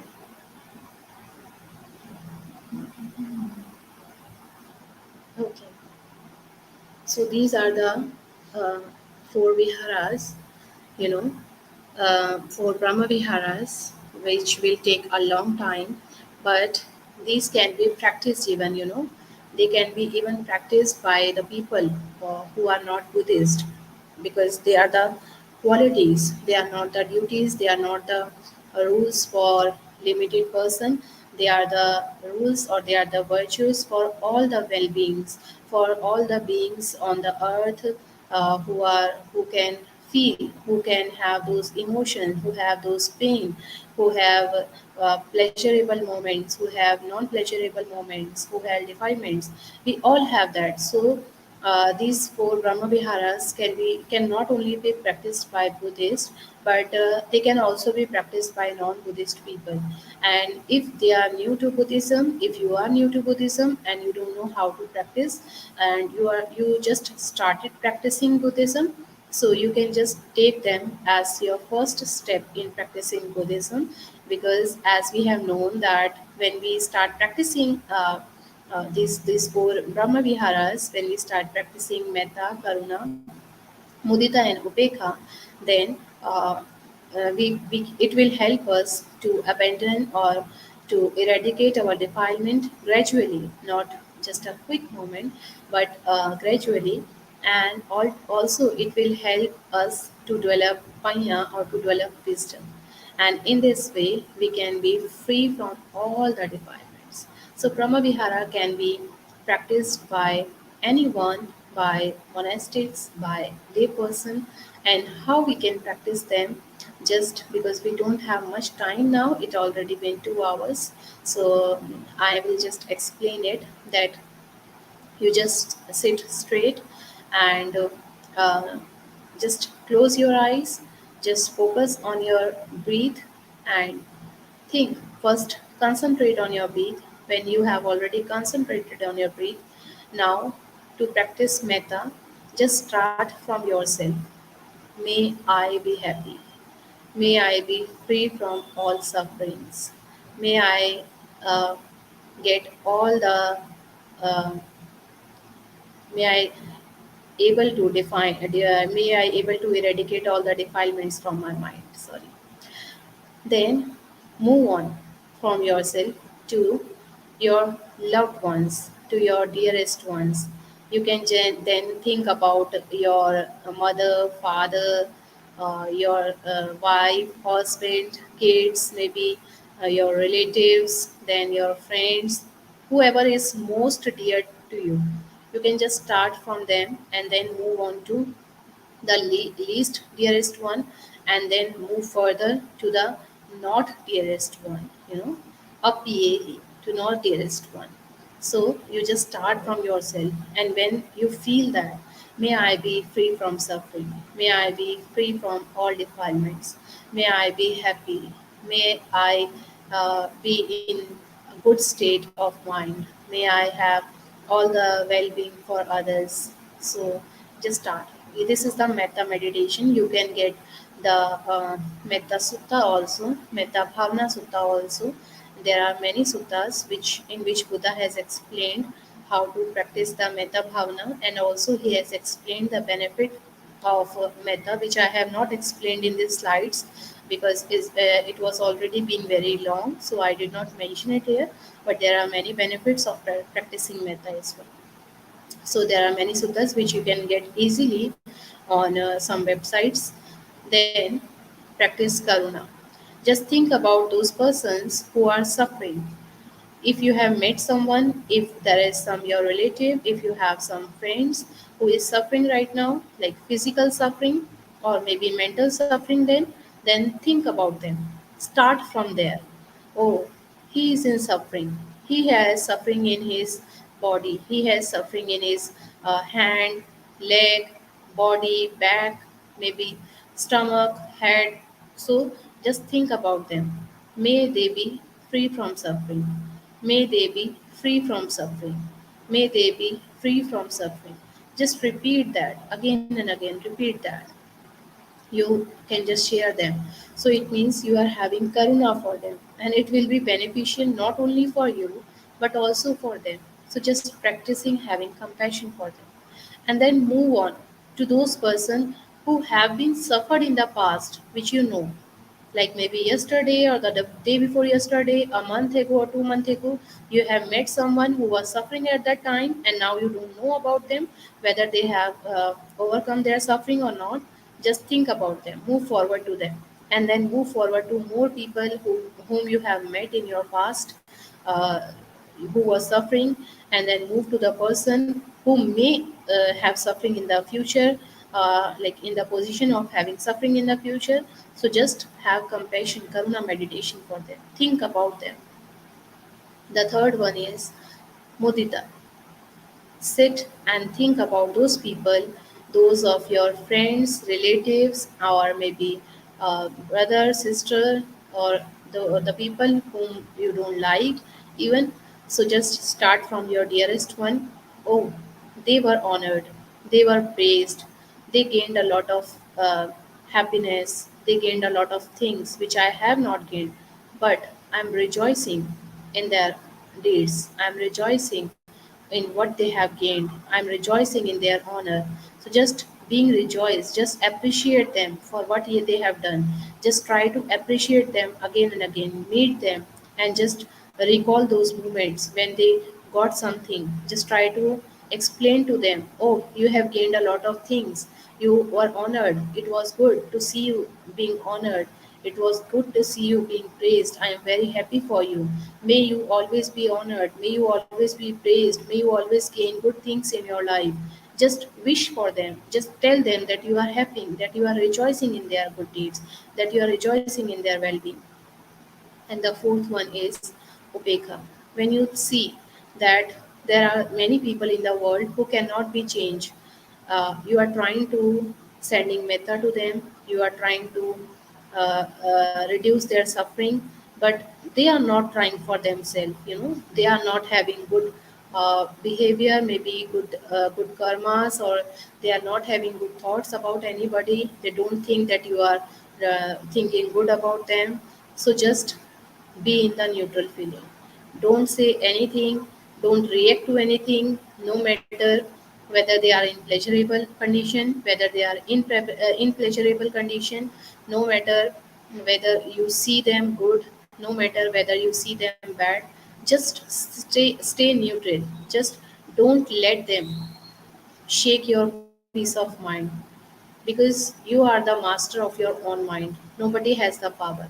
So no matter how many sufferings you have in your life, how many pleasurable moments you have in your life, how many profits you gain in your life, how many losses you have in your life, somebody is appreciating you, somebody is disrespecting you, maybe somebody is having saying good things to you, like you are having a good reputation, you are having a good fame, but just don't react to anybody. I just said, if you don't react to anybody, you don't let this situation shake your balance of mind, shake your peace of mind, then you will be free from suffering, you will be free from fear, and you will be free from defilement.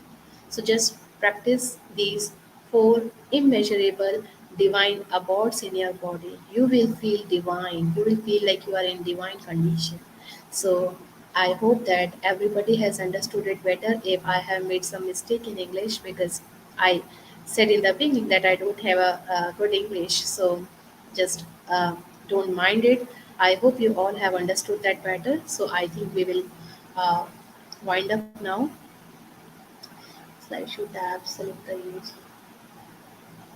Uh,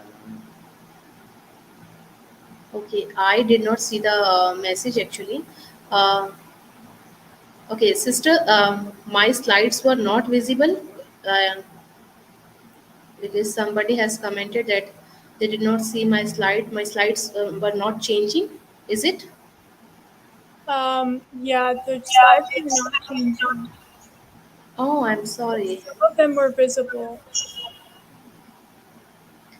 Um, Actually, I don't know the system here, so actually I tried. Now, can you see it? Not now. No. I think I have stopped sharing it. No? Let me Yeah, in the start. beginning it was visible, but it just wasn't changing as you were speaking. Okay. Yeah. Uh, okay. Let me try once again. I don't have to explain everything again. Is it visible now? The first slide. Yeah. Should be visible. Okay. Now, is it visible? The second one? No. No. I don't know how. Maybe I need to change it from here. It takes just a second. Hmm. Is it visible now? The third slide is visible, yes. Yes, yes, yes. Okay, I need to change it from here. Like we cannot directly change it from there. So, okay, I'll try next time. But we have already finished. As Yeah, you can I'm see, my sorry about slides. that. I'm I so tried to get sorry. your attention earlier, but it seemed like yeah. Okay, there is a message from Tinuri, and they have. I'll take a photo and I'll try this method next time. Select the slide show tab and select the use presenter view checkbox. Select which monitor to display presenter view or select from beginning on press F5. We cannot hear you. Okay. Okay. We have already finished. If you would like to see my presentation, then I can show you here. I didn't know that. I have clicked to Right. slide show.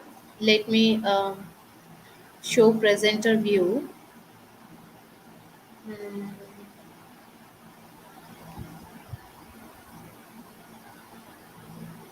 So we do Display. have some comments and questions. I Sure, sure, reading that.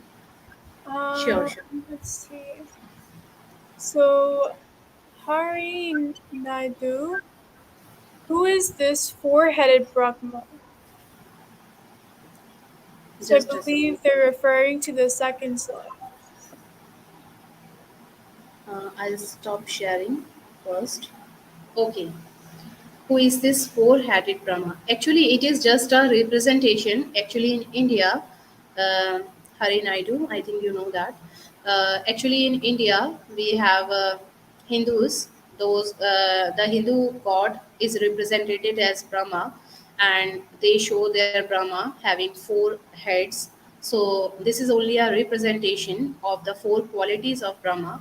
Actually, we don't use this image in Buddhism. It is a image of Hindu god. So we also have Brahma in Buddhism, but we don't show them like this.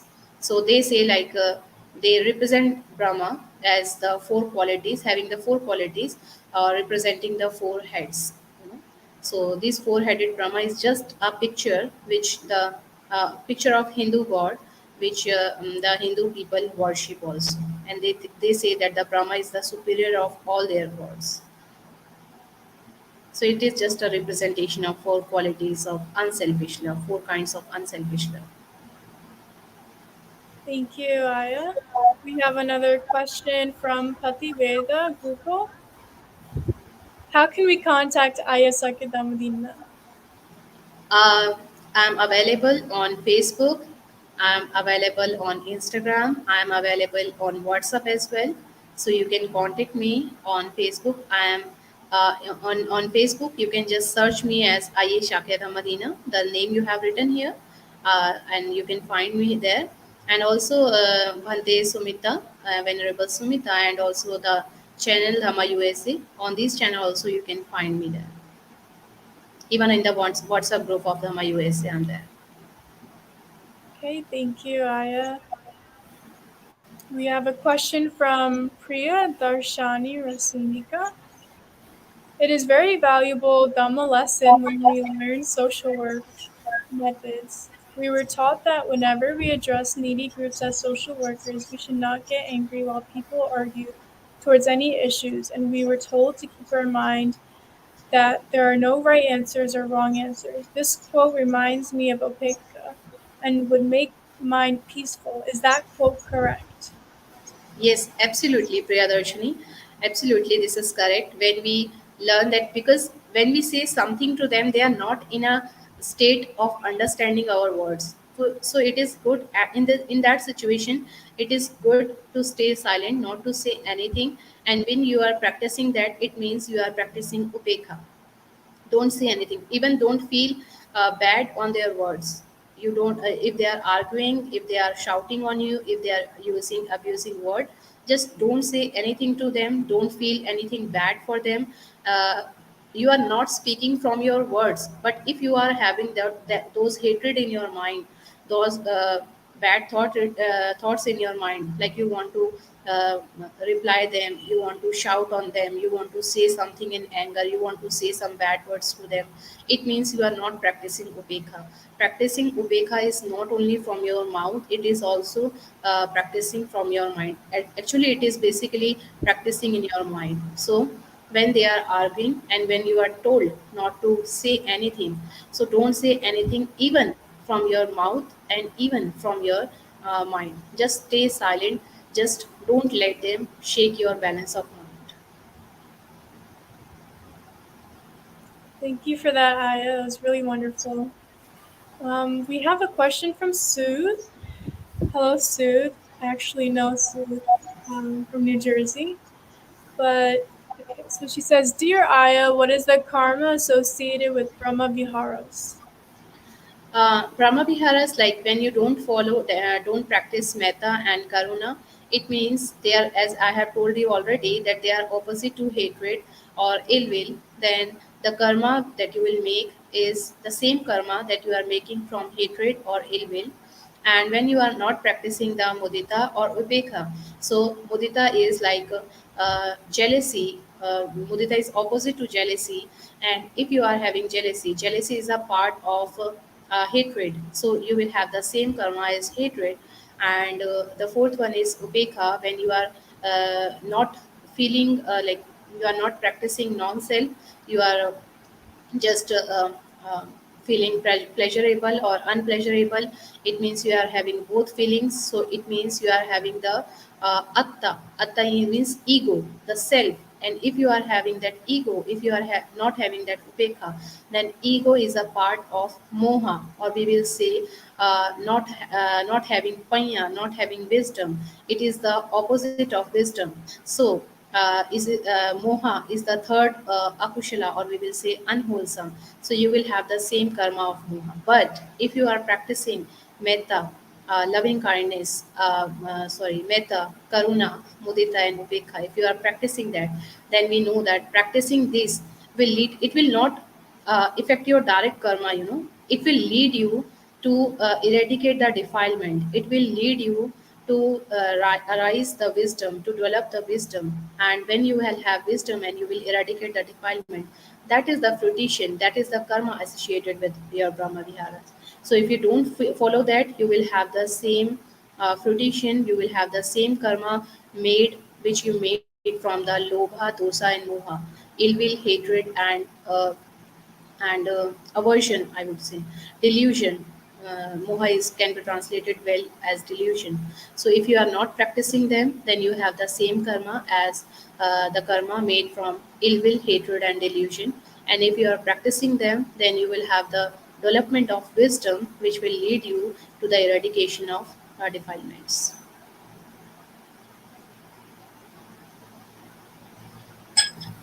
Okay, thank you again, Aya. Sadhu, We sadhu, sadhu. have a comment from Ravindra Parkar.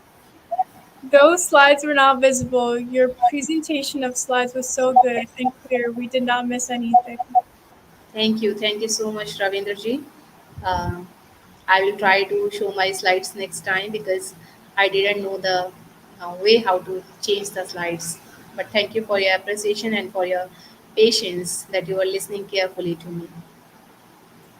Yes, so we will be sharing the slides on our website on dhammausa.org. For anyone who would like to review the slides again, they can take a look at the slides there. We have one last question from Vineet Nikam. Is it necessary to represent Brahma Vihara showing Hindu goals roughly? It was not necessary, but it will help people to understand better. When we compare things, it will help us to understand better. That's why I showed that. Though it was not necessary, but I thought it will be helpful for the people to understand better.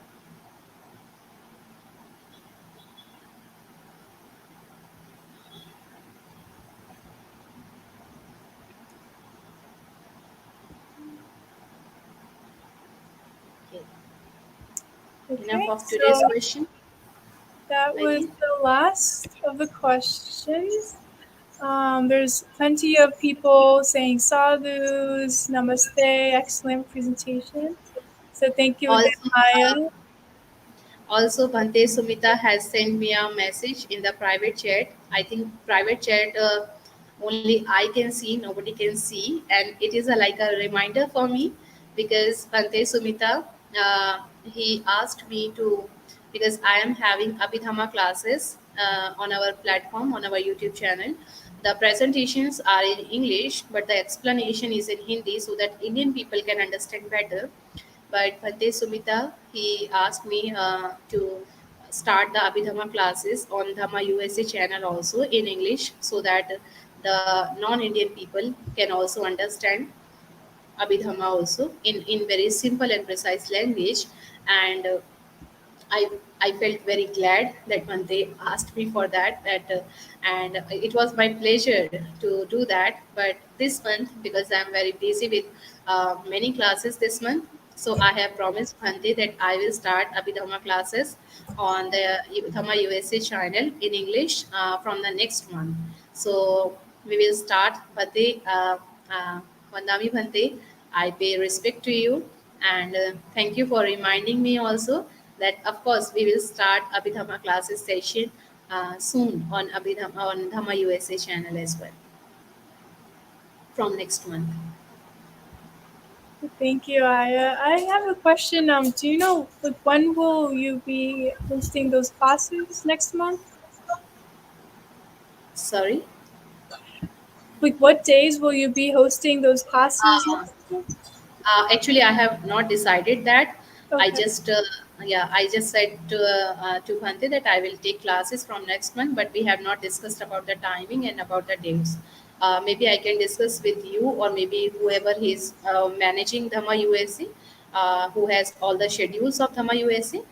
You can just inform me the dates and times for the classes of Abhidhamma on the Dhamma USA channel, and I will manage myself, or I will check that, and we will have the middle path, and we will discuss about it later, and we will discuss a particular timing, and then we will share it with everybody.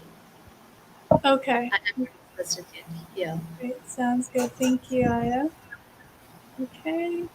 So, as we conclude today's Sunday Dhamma Talk, we can reflect on the inspiring journey of Bhikkhuni Sākya Dhammadinnā.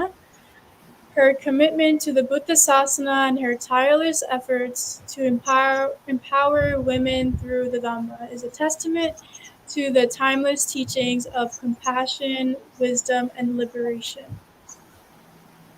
May Bhikkhuni Sākya Dhammadinnā's aspirations and endeavors flourish, and may the Buddha Sasana live long through her dedication and the efforts of all those who walk the path of the Dhamma. Thank you for joining us today, dear friends. Until next time, may your hearts be filled with the light of wisdom and peace of Dhamma. Sukhi Hontu. May you be well and happy. Sadhu, sadhu, sadhu. May all of you be free from suffering. May all of you have metta. Sharing metta, keep sharing metta with those who are suffering. May they be free from suffering. May all beings on the earth be free from suffering. May all be free from hatred, ill will, and delusion. I share my metta, I share my good deeds with all the beings present here, with all the beings not present here, and with all the devas and brahmas. Sadhu, sadhu, sadhu. Thank you. Thank you, Bhante Sumita, for allowing me to host today, and it was wonderful to hear your talk, Dhammadinna.